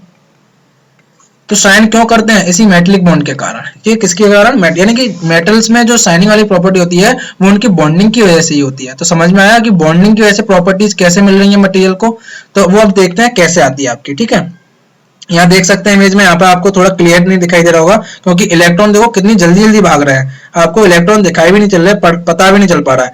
बीच में आपके पॉजिटिव पॉजिटिव वाले एटम्स बैठे हुए हैं, और इलेक्ट्रॉन यहाँ से जल्दी जल्दी भाग भाग के पता नहीं कहाँ घूम के आपका जा रहा है। पहले इसके साथ बॉन्ड बनाया, फिर यहाँ से ब्रेक करके इसके साथ बॉन्ड बनाया, यहाँ से ब्रेक करके इसके साथ बॉन्ड बनाया, फिर यहाँ से ब्रेक करके इसके साथ बॉन्ड बनाया, और ऐसे चलता चला जा रहा है। ठीक है, आगे से डिटेल में थोड़ा सा समझ लेते हैं। ठीक है। अगर एग्जाम में आता है क्या लिखना है तो वो आपके लिए यहाँ पॉइंट्स लिखे हुए हैं, वो आप यहाँ पर पढ़ लीजिएगा, केवल मैं आपको समझा देता हूँ। ठीक है, देखो क्या होता है कि जैसा कि आप सभी स्टूडेंट को पता है कि मेटल्स के अंदर आपके जो होते हैं फ्री इलेक्ट्रॉन्स बहुत ज्यादा मात्रा में होते हैं। ठीक है, और इन्हीं फ्री इलेक्ट्रॉन्स की वजह से एक तो क्या होती है, इलेक्ट्रिकल कंडक्शन की प्रॉपर्टी आ जाती है, इलेक्ट्रिकल कंडक्टिविटी बढ़ जाती है, क्योंकि इलेक्ट्रिकल कंडक्टिविटी में हेल्प करते हैं फ्री इलेक्ट्रॉन, क्योंकि फ्लो ऑफ इलेक्ट्रॉन ही क्या होता है आपका करंट का फ्लो बन जाता है, या फ्लो ऑफ चार्ज में कहूं, चार्ज वहां पर क्या हो जाता है आपका इलेक्ट्रॉन हो जाता है। तो क्या है, फ्री इलेक्ट्रॉन्स में बहुत ज्यादा होते हैं, क्योंकि फ्री इलेक्ट्रॉन ज्यादा है यानी कि वो अपने एटम से लूजली बाउंड है। ठीक है, फ्री इलेक्ट्रॉन है वाली लूजली बाउंड है, यानी अपने एटम को छोड़ के कहीं भी भाग सकता है आपका मेटल में। तो यही होता है, ये जो फ्री इलेक्ट्रॉन होते हैं पूरे के पूरे मटेरियल में क्या करते हैं, इधर से उधर दौड़ते लगाते हैं, दौड़ते रहते हैं और आपका भागम भाग करते रहते हैं। तो जैसा कि मान लीजिए पूरा मटेरियल था, इसमें एक पॉजिटिव, क्योंकि आपके फ्री इलेक्ट्रॉन्स हैं तो हर आपका क्या हो जाएगा, एटम होगा पॉजिटिवली चार्ज बन जाएगा, क्योंकि इलेक्ट्रॉन आपने उसने अपना लूज कर चुका है ऑलरेडी। तो ये पॉजिटिव एटम, ये आपका पॉजिटिव, ये पॉजिटिव आयन, ये पॉजिटिव आयन, और ये जो आपको दिख रहे हैं ये आपके क्या है, ये आपके फ्री इलेक्ट्रॉन्स हैं। ठीक है, ये भी क्या कर रहे हैं, मूव करते रहते हैं। ठीक है, ये यहाँ तो कम दिख रहे हैं, लेकिन ये फ्री इलेक्ट्रॉन क्या होते हैं, बहुत ज्यादा होते हैं। इलेक्ट्रॉन इलेक्ट्रॉन इलेक्ट्रॉन, हर जगह आपको electron electron electron electron electron electron आपको क्या करता होगा, दिखाई दे रखा होगा। तो हमें ऐसा लगता है कि इस न्यूक्लियस के सॉरी इस एटम जो आपका पॉजिटिव आयन है, इसके चारों ओर क्या बन जाते हैं, इलेक्ट्रॉन क्लाउड सा बन जाता है। क्या बन जाता है, बहुत सारे एटम होते हैं, हम क्या बोलते हैं, इलेक्ट्रॉन क्लाउड बन जाता है। अब क्या होता है, एटम आपका मूव कर रहा है, जैसा कि मैंने बताया था, यहाँ पे रहा, इसके साथ बॉन्ड बनाया, फिर मूव करा, इससे बॉन्ड ब्रेक करके दूसरे के साथ बना लिया, इससे बॉन्ड ब्रेक करके तीसरे के साथ बना लिया। यही क्या है आपका, यही मेटेलिक बॉन्ड होता है। ठीक है, तो यहाँ पे क्या होती है, पार्शियल शेयरिंग टाइप की आपकी हो रही है वैलेंस इलेक्ट्रॉन की। क्यों, पहले तो इस एटम के साथ आपका जुड़ा हुआ था, फिर इस एटम के पास आ गया, फिर मतलब कुछ फिक्स नहीं है कौन से एटम के, जहां इसका मन चल रहा है वहां आपका कूद कूद के भाग रहा है। तो ये क्या है आपका, metallic bond is formed by the partial sharing of the valence electron by the neighbouring atom. The atoms in the metals and alloy, बताया मैंने, मेटल्स में और अलॉयज में जो आपका बॉन्ड देखा जाता है वो आपका मेटेलिक बॉन्ड होता है। ठीक है, the elements having a small number of loosely held valence can easily release these electron, वही बताया कि आपका इलेक्ट्रॉन को लूज कर देते हैं और क्या ला लेंगे, कॉमन पूल। वही पूल का नाम मैंने आपको इलेक्ट्रॉन क्लाउड बता दिया था। ठीक है, कोई दिक्कत वाली बात नहीं है उसमें। अब क्या था, bonding takes place when each atom contribute valence electron to the formation of electron cloud and change into the positive ions. The valence electron are no longer bonded directly to any, वही मैंने बताया कि अपने free हैं, पहले इसके साथ bond, फिर इसके साथ बॉन्ड, फिर इसके साथ बॉन्ड, वही कहानी जो मैंने आपको बताई वही चल रही है आपकी, ये आप पढ़ सकते हैं। ठीक है, किसी भी के साथ आपका क्या करता है, बॉन्ड बना लेता है, फिक्स नहीं है कि इसके साथ ही बना रहा है कि उसके साथ बना रहा है। ठीक है, सबके साथ रिश्ता निभा रहा है ये। ठीक है, इसके साथ भी अपना रिश्ता निभा रहा है, इसके साथ भी रिश्ता निभा रहा है। ये नहीं चाहता कि मेरा रिश्ता किसी से भी बिगड़े, इसलिए नहीं चाहता मेरी बॉन्डिंग किसी से बिगड़े। थोड़ी देर इसके पास टाइम बिताता है, फिर बाद में थोड़ी देर इसके साथ टाइम बिताता है, फिर इसके साथ टाइम बिताता है और सबको खुश रखता है। ठीक है, तो ये आपका फ्री इलेक्ट्रॉन क्या करता है, घूमता रहता है। तो to any individual but they move freely in the sphere of the influence of the other atom. It means valence electron are bonded to different atoms, यही मैंने बताया, अलग अलग एटम से बॉन्ड बनाता रहता है, अपना रिलेशन बनाता रहता है अलग अलग टाइम पे। ठीक है, और इसीलिए क्या होता है कि जो बॉन्डिंग रहती है वो काफी लंबे समय के लिए नहीं रहती है, केवल छोटे समय के लिए रहती है। थोड़ी देर इसके साथ रहा, दूसरी बार आपका यहाँ से ब्रेक करके यहाँ आ जाएगा। ठीक है, तो शॉर्ट टाइम के लिए इनकी क्या रहती है, बॉन्डिंग रहती है। क्लियर हो गया सभी स्टूडेंट को। तो मेटलिक बॉन्ड में क्या होता है, इलेक्ट्रोस्टैटिक अट्रैक्शन ऑफ फोर्स होगा, क्यों होगा, क्योंकि एक पॉजिटिव चार्ज एक नेगेटिव चार्ज, उनके बीच में क्या होता है, इलेक्ट्रोस्टैटिक फोर्स ऑफ अट्रैक्शन होता है। तो आपका क्या कौन सा फोर्स ऑफ अट्रैक्शन रहेगा, आपका इलेक्ट्रोस्टैटिक रहेगा। अब bonding can be understood as the sharing of the free electron among lattice of the positive charge ions, इन्हें कैटायंस बोलते हैं। जो आपके पॉजिटिव चार्ज आयंस थे उन्हें कैटायंस बोल दिया। इन मेटेलिक बॉन्डिंग, ये देखिए क्या लिखा है, in metallic bonding electrons are release from atoms thereby leaving metal cations surrounded by sea of the delocalised electron. मैंने बताया था ना कि बहुत सारे इलेक्ट्रॉन होते हैं, क्लाउड सा बना लेते हैं, इसने उसी इलेक्ट्रॉन क्लाउड को बोल दिया है, ये सी बोल दिया है, सी ऑफ डीलोकलाइज्ड इलेक्ट्रॉन। डीलोकलाइज इसलिए बोला है कि वो लोकलाइज मतलब उनकी पोजीशन, उनकी आपकी जो है फिक्स है, लेकिन यहाँ पर क्या है, फिक्स ही नहीं है, कभी एक जगह का कभी दूसरी जगह नहीं, डीलोकलाइज है, कहीं भी दिख जाएंगे। तो इनकी प्रॉपर्टीज क्या क्या होंगी, यही इंपॉर्टेंट है, यही आपको पढ़ना है। मेन यही इंपॉर्टेंट है। मेटेलिक बॉन्ड बता दिया क्या होता है, कैसे होता है। अब इनकी प्रॉपर्टीज देख लीजिए। तो इलेक्ट्रिकल कंडक्टिविटी मैंने बताया था, फ्री इलेक्ट्रॉन है, आपके मूव कर सकते हैं, तो आपकी इलेक्ट्रिकल कंडक्टिविटी की प्रॉपर्टी देंगे। लस्टर मैंने बताया था, लस्टर क्यों होता है, क्योंकि ये जो आपका इलेक्ट्रॉन क्लाउड होता है, जो मैंने पीछे दिखाया था, ये जो इलेक्ट्रॉन क्लाउड आपका माइनस माइनस माइनस का जो इलेक्ट्रॉन क्लाउड होता है, लाइट क्या करती है, इससे आपकी रिफ्लेक्ट हो जाती है। ये जो आपका सी है डीलोकलाइज इलेक्ट्रॉन का, इससे लाइट क्या हो जाती है, रिफ्लेक्ट हो जाती है। डायरेक्ट रिफ्लेक्ट हो जाएगी, किसी आपके मटेरियल से रिफ्लेक्ट होती हुई दिखेगी और हमारी आंखों में पड़ेगी, तो मटेरियल हमको कैसा दिखाई देगा, चमकीला दिखाई देगा। लस्टर उसी प्रॉपर्टी का, तो लस्टर शाइनी दिखाई देगा, शाइन करेगा। तो आपसे अगर कोई पूछता है कि मेटल्स में ये जो आपका चमकने वाली प्रॉपर्टी है, ये लस्टर की प्रॉपर्टी है, ये कहां से आती है? तो आपको क्या बोलना जवाब देना है कि मेटल के अंदर बनता है मेटेलिक बॉन्ड, जिसमें होते हैं आपके इलेक्ट्रॉन क्लाउड जो कि बनाते हैं एक सी ऑफ डिलोकलाइज्ड इलेक्ट्रॉन, और लाइट क्या होती है वहां से रिफ्लेक्ट कर जाती है, इसलिए वो हमें क्या करते हैं चमकते हुए दिखाई देते हैं। दूसरे मेलिएबल होते हैं और आपके क्या होते हैं डक्टाइल होते हैं, यानी मेलिएबल और डक्टाइल मतलब इनको आप सीड्स की फॉर्म में और आप वायर की फॉर्म से आप क्या कर सकते हो कन्वर्ट कर सकते हो। ठीक है, ये पढ़ लीजिएगा क्या रीजन है। हाई मेल्टिंग पॉइंट और बॉइलिंग पॉइंट, क्योंकि आपका मेटेलिक बॉन्ड क्या है प्राइमरी बॉन्ड स्ट्रॉन्ग और स्टेबल होते हैं, तो इनमें भी क्या होगा मेल्टिंग पॉइंट बॉइलिंग पॉइंट आपका काफी अच्छा खासा होगा, काफी ज्यादा होगा, और डेंसिटी भी इनकी क्या होती है आपकी हाई होती है। तो ये कुछ प्रॉपर्टीज थी आपकी मेटेलिक बॉन्ड की, वो आपको पता होनी चाहिए। ठीक है, मेटेलिक बॉन्ड पूरा कंपैरिजन कर लेते हैं जो हमने प्राइमरी बॉन्ड अभी तक पढ़ा। प्राइमरी बॉन्ड मैंने आपको आयनिक बॉन्ड बताया, कोवेलेंट बॉन्ड बताया और मेटेलिक बॉन्ड बनाया। ठीक है, ये आपका एक पूरा आप कह सकते हैं एक कंपैरिजन टेबल है, जिसे आप अपने एग्जाम पॉइंट ऑफ व्यू से याद कर सकते हैं, एग्जाम में लिख के आ सकते हैं। तो आप पढ़ लीजिएगा, ऐसे मैं पूरा नहीं बताऊंगा, केवल क्या है बॉन्ड एनर्जी का कंपैरिजन क्या है, इनमें हाई होती है, इनमें हाई होती है, इनमें जनरली लो होती है, ये आपकी नॉन डायरेक्शनल होते हैं, ये आपके डायरेक्शनल होते हैं, ये नॉन डायरेक्शनल होते हैं, बॉन्ड फॉर्मेशन कैसे, transfer of electron, sharing of electron या क्लाउड और आपके एटम्स के बीच में, तो ये सारी चीजें आप क्या कर लीजिएगा, ये सारी आप एक कंपैरिजन टेबल पूरा पढ़ लीजिएगा। ठीक है, आगे चलते हैं। यहां से हमारी स्टार्ट हो गया सेकेंडरी बॉन्ड। अब हमारा स्टूडेंट प्राइमरी बॉन्ड कंप्लीट हो चुका है, क्योंकि तो वही बॉन्डिंग मुझे और प्रॉपर्टीज बतानी जो हमारे सिलेबस में है। ठीक है, तो यहाँ पर आपका सेकेंडरी बॉन्ड स्टार्ट होता है, स्टार्ट करेंगे डिस्पर्जन बॉन्ड से।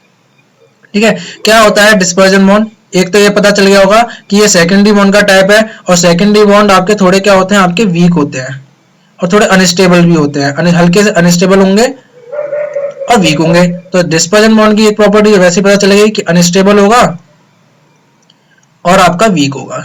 ठीक है, किसके कंपैरिजन में? प्राइमरी बॉन्ड के कंपैरिजन में। ठीक है, प्राइमरी बॉन्ड के कंपैरिजन में।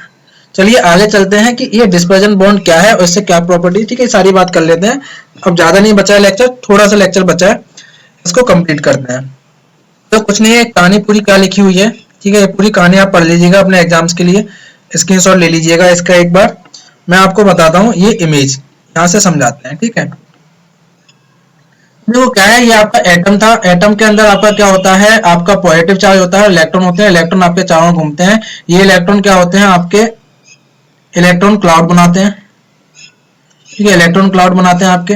अब क्या होता है कि जब आपका नेट जो पॉजिटिव चार्ज आपका सेंटर में है और ये इलेक्ट्रॉन क्लाउड इस तरीके से आपका डिस्ट्रीब्यूटेड है। ठीक है, जब मैं बात करता हूं, एक होते हैं आपके सिमेट्रिकल मॉलिक्यूल, एक होता है अनसिमेट्रिकल मॉलिक्यूल। ठीक है,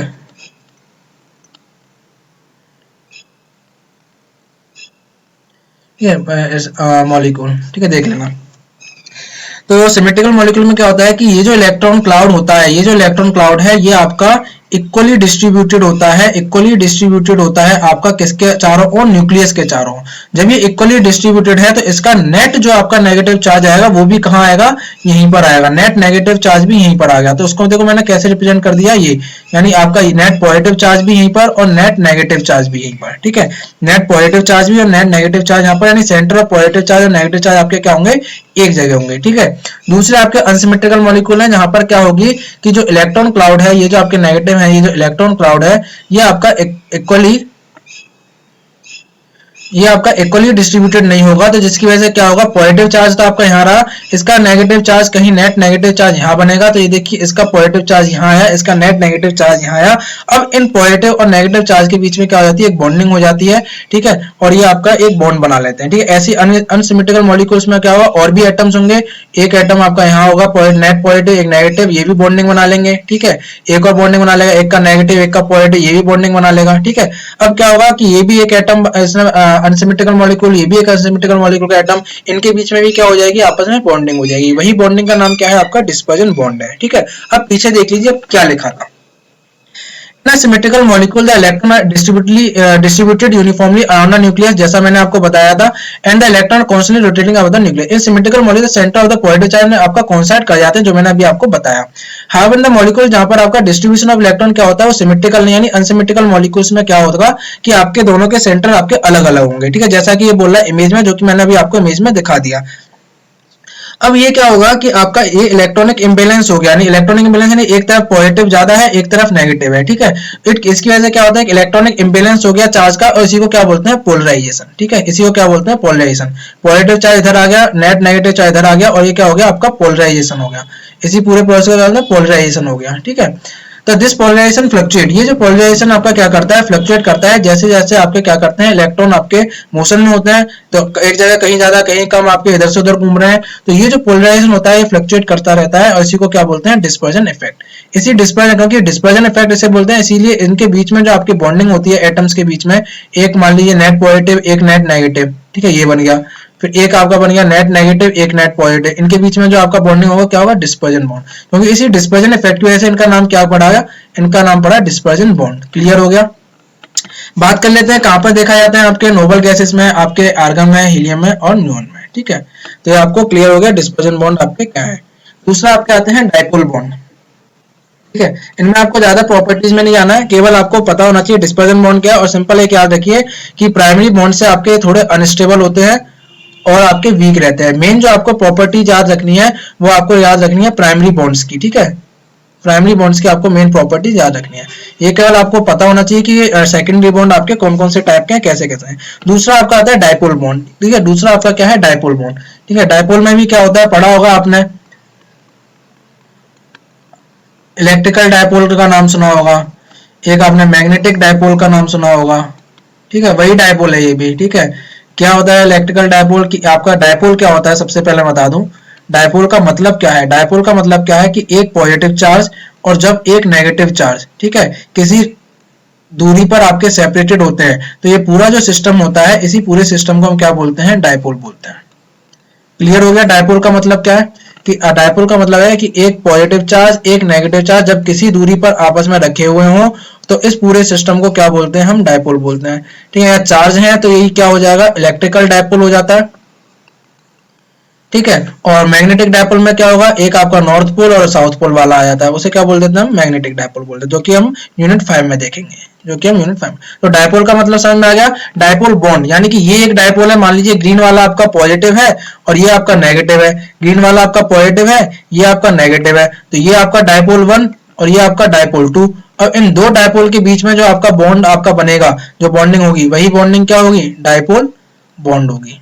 क्लियर हो गया सभी स्टूडेंट को, ये डाइपोल बॉन्ड है। कहानी क्या है आप ये पढ़ लीजिए, स्क्रीनशॉट लेके वीडियो को पॉज करके आप यहाँ पर पढ़ सकते हैं। थोड़ा सा मैं रीड कर देता हूँ जिससे आपको आइडिया लग जाए।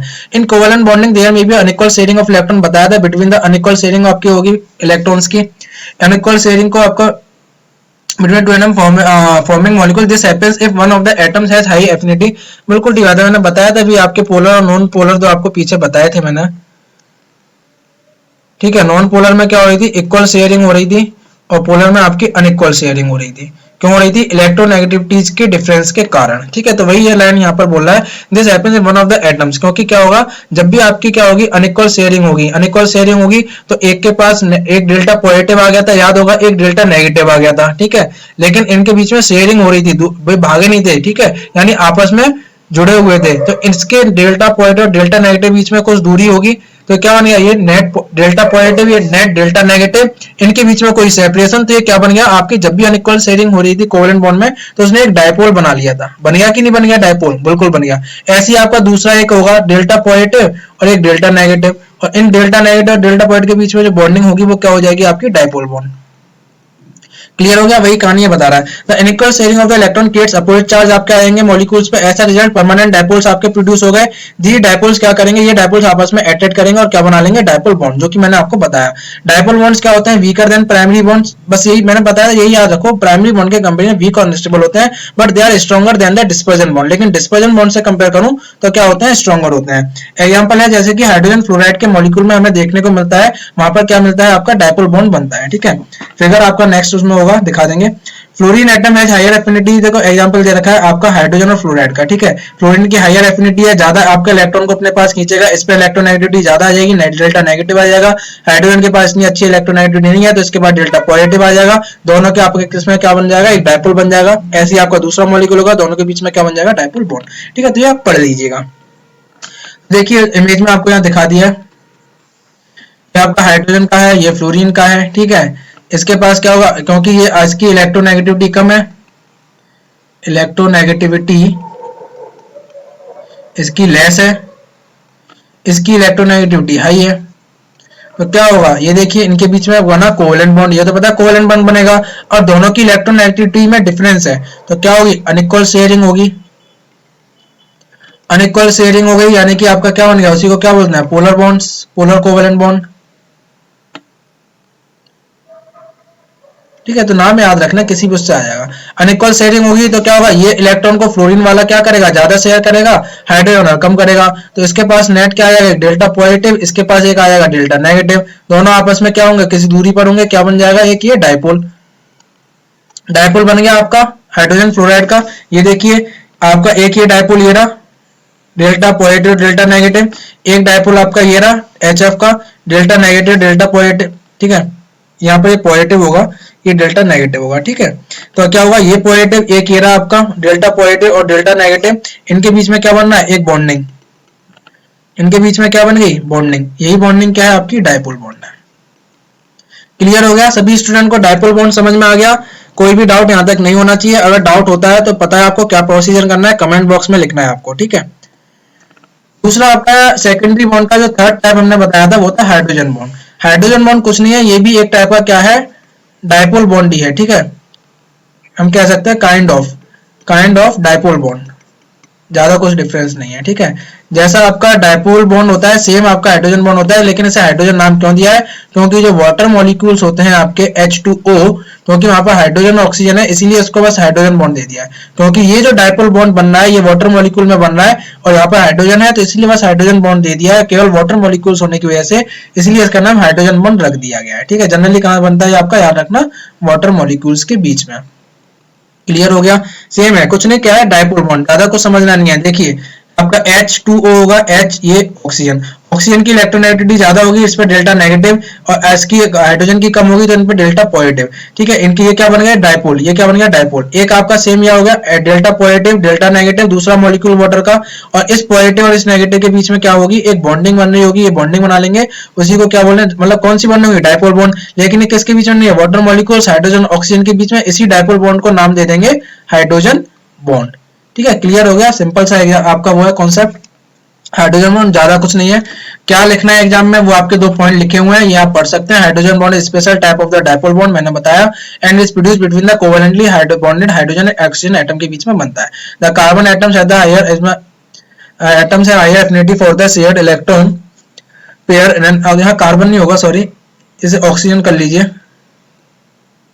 ठीक है, गलत लिख गया है, कार्बन नहीं होगा। जो ऑक्सीजन एटम्स हैं उनकी एफिनिटी क्या होती है, ज्यादा होती है, इलेक्ट्रॉन वो ज्यादा शेयर करेंगे हाइड्रोजन एटम से, तो आपकी पूरी कहानी पता है, एक पे पॉजिटिव एक पे नेगेटिव, डायपोल बन जाएगा और आपका इनके बीच में बॉन्डिंग आ जाएगी। क्या ये क्लियर हो गया सभी स्टूडेंट को, प्राइमरी एंड सेकेंडरी बॉन्ड। ठीक है, कितने टाइप के थे सारे मैंने आपको बता दिए, क्या सभी स्टूडेंट को क्लियर हो गया। ठीक है, यहाँ पर हमारा क्या होता है, जो बॉन्डिंग वाला जो पार्ट है वो कंप्लीट हो जाता है। ठीक है, यहाँ पर बॉन्डिंग वाला पार्ट कंप्लीट हो जाता है, और आप सभी स्टूडेंट को ये भी समझ में आया होगा कि हाँ एटॉमिक बॉन्डिंग पढ़ना क्यों जरूरी था, कैसे मटेरियल्स की प्रॉपर्टीज आपकी एटॉमिक बॉन्ड पे डिपेंड कर रही थी। तो पूरे लेक्चर में अगर किसी भी स्टूडेंट को कोई डाउट आता है तो मुझे कमेंट बॉक्स में लिखिएगा।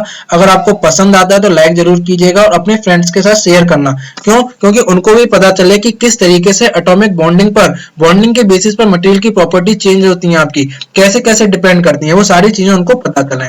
तो नेक्स्ट जो आपके पास लेक्चर में लेके आऊंगा, लेक्चर 3 में हम पढ़ने वाले हैं पूरा क्रिस्टलोग्राफी। मैं आपका पूरा क्रिस्टल स्ट्रक्चर्स के बारे में बताऊंगा। ठीक है, मटेरियल्स के क्रिस्टल स्ट्रक्चर्स में क्या होते हैं, कितने टाइप के आपके क्रिस्टल सिस्टम्स होते हैं, सारी चीजें पढ़ेंगे। और आपका ये एक्स रे डिफ्रैक्शन वगैरह भी देखेंगे, क्या होता है, कैसे आपका मटेरियल के क्रिस्टल स्ट्रक्चर को आपको पता कराया जाता है कि क्या उसका स्ट्रक्चर है, वो सारी चीजें हम देखेंगे अगले लेक्चर में, जिसका नाम है आपका क्रिस्टलोग्राफी। ठीक है, तो ये मैं आपको नेक्स्ट लेक्चर में बताने वाला हूँ। ठीक है, तो आज के लिए केवल स्टूडेंट इतना ही, आप सभी स्टूडेंट को थैंक यू। ठीक है, और कोई भी डाउट होता है आपको क्या करना है, मैंने आपको पहले ही बताया था, कमेंट करिएगा। ठीक है, और अगर वीडियो पसंद आया है, आपको लगा हो कि हमने कुछ सीखा है, हमको कुछ सीखने को मिला, हमें लेक्चर अच्छा लगा, तो उसको लाइक जरूर कीजिएगा एंड आपका शेयर कर दीजिएगा। शेयर क्यों करना है? शेयर इसलिए करना है कि कोई भी नॉर्मल पर्सन हो या अदर स्टूडेंट, कोई भी आपका फ्रेंड किसी भी कॉलेज में, कहीं भी कॉलेज स्टूडेंट हो या आपका स्कूल गोइंग स्टूडेंट हो, उनको भी पता चले कि हाँ, मटेरियल्स की इंपॉर्टेंस क्या है हमारी लाइफ में और किस तरीके से मटेरियल्स की प्रॉपर्टीज आपकी किन किन चीजों पर डिपेंड करती हैं। तो जैसा कि इस चैप्टर में मैंने आपको बताया लेक्चर में कि एटॉमिक बॉन्ड पर आपकी मटेरियल की प्रॉपर्टी डिपेंड करती है, तो उनको भी पता हो कि एटॉमिक बॉन्ड, अलग अलग एटॉमिक बॉन्ड पर क्या क्या प्रॉपर्टीज हमें मिलेंगी। ठीक है, और आपको क्या करना है, अगर आप न्यू है चैनल पे, तो आपको क्या करना है, हमारी इस प्रोडिजी लर्नर्स की फैमिली को ग्रो करना है। ठीक है, उसको क्या कर देना, आप सब्सक्राइब कर देना और बेल आइकन दबा देना। ठीक है, जिससे क्या होता है, आप सब्सक्राइब करेंगे तो हमारा मोटिवेशन कितना बढ़ जाता है, मैंने आपको बताया था, एक सब्सक्रिप्शन से 10 टाइम्स मेरा बढ़ जाता है। और मैं क्या करूंगा, आपके लिए इसी तरीके से अच्छे अच्छे लेक्चर्स लाता रहूंगा। ठीक है, आप लोग हमारी फैमिली में आए हैं, आप सभी लोगों का हमारी फैमिली में वेलकम है, और इस फैमिली को ग्रो कीजिए, सपोर्ट कीजिए, और नई नई चीजों को आप क्या करिए, सीखते रहिए, लर्न करते रहिए और एंजॉय कीजिए। ठीक है, मैंने पहले बताया, किसी भी आपको उसको ना बर्डन नहीं लेना है, कोई भी सब्जेक्ट या टॉपिक को बर्डन नहीं लेना है, आपको वो क्या करना है, इंटरेस्ट के साथ पढ़ना है।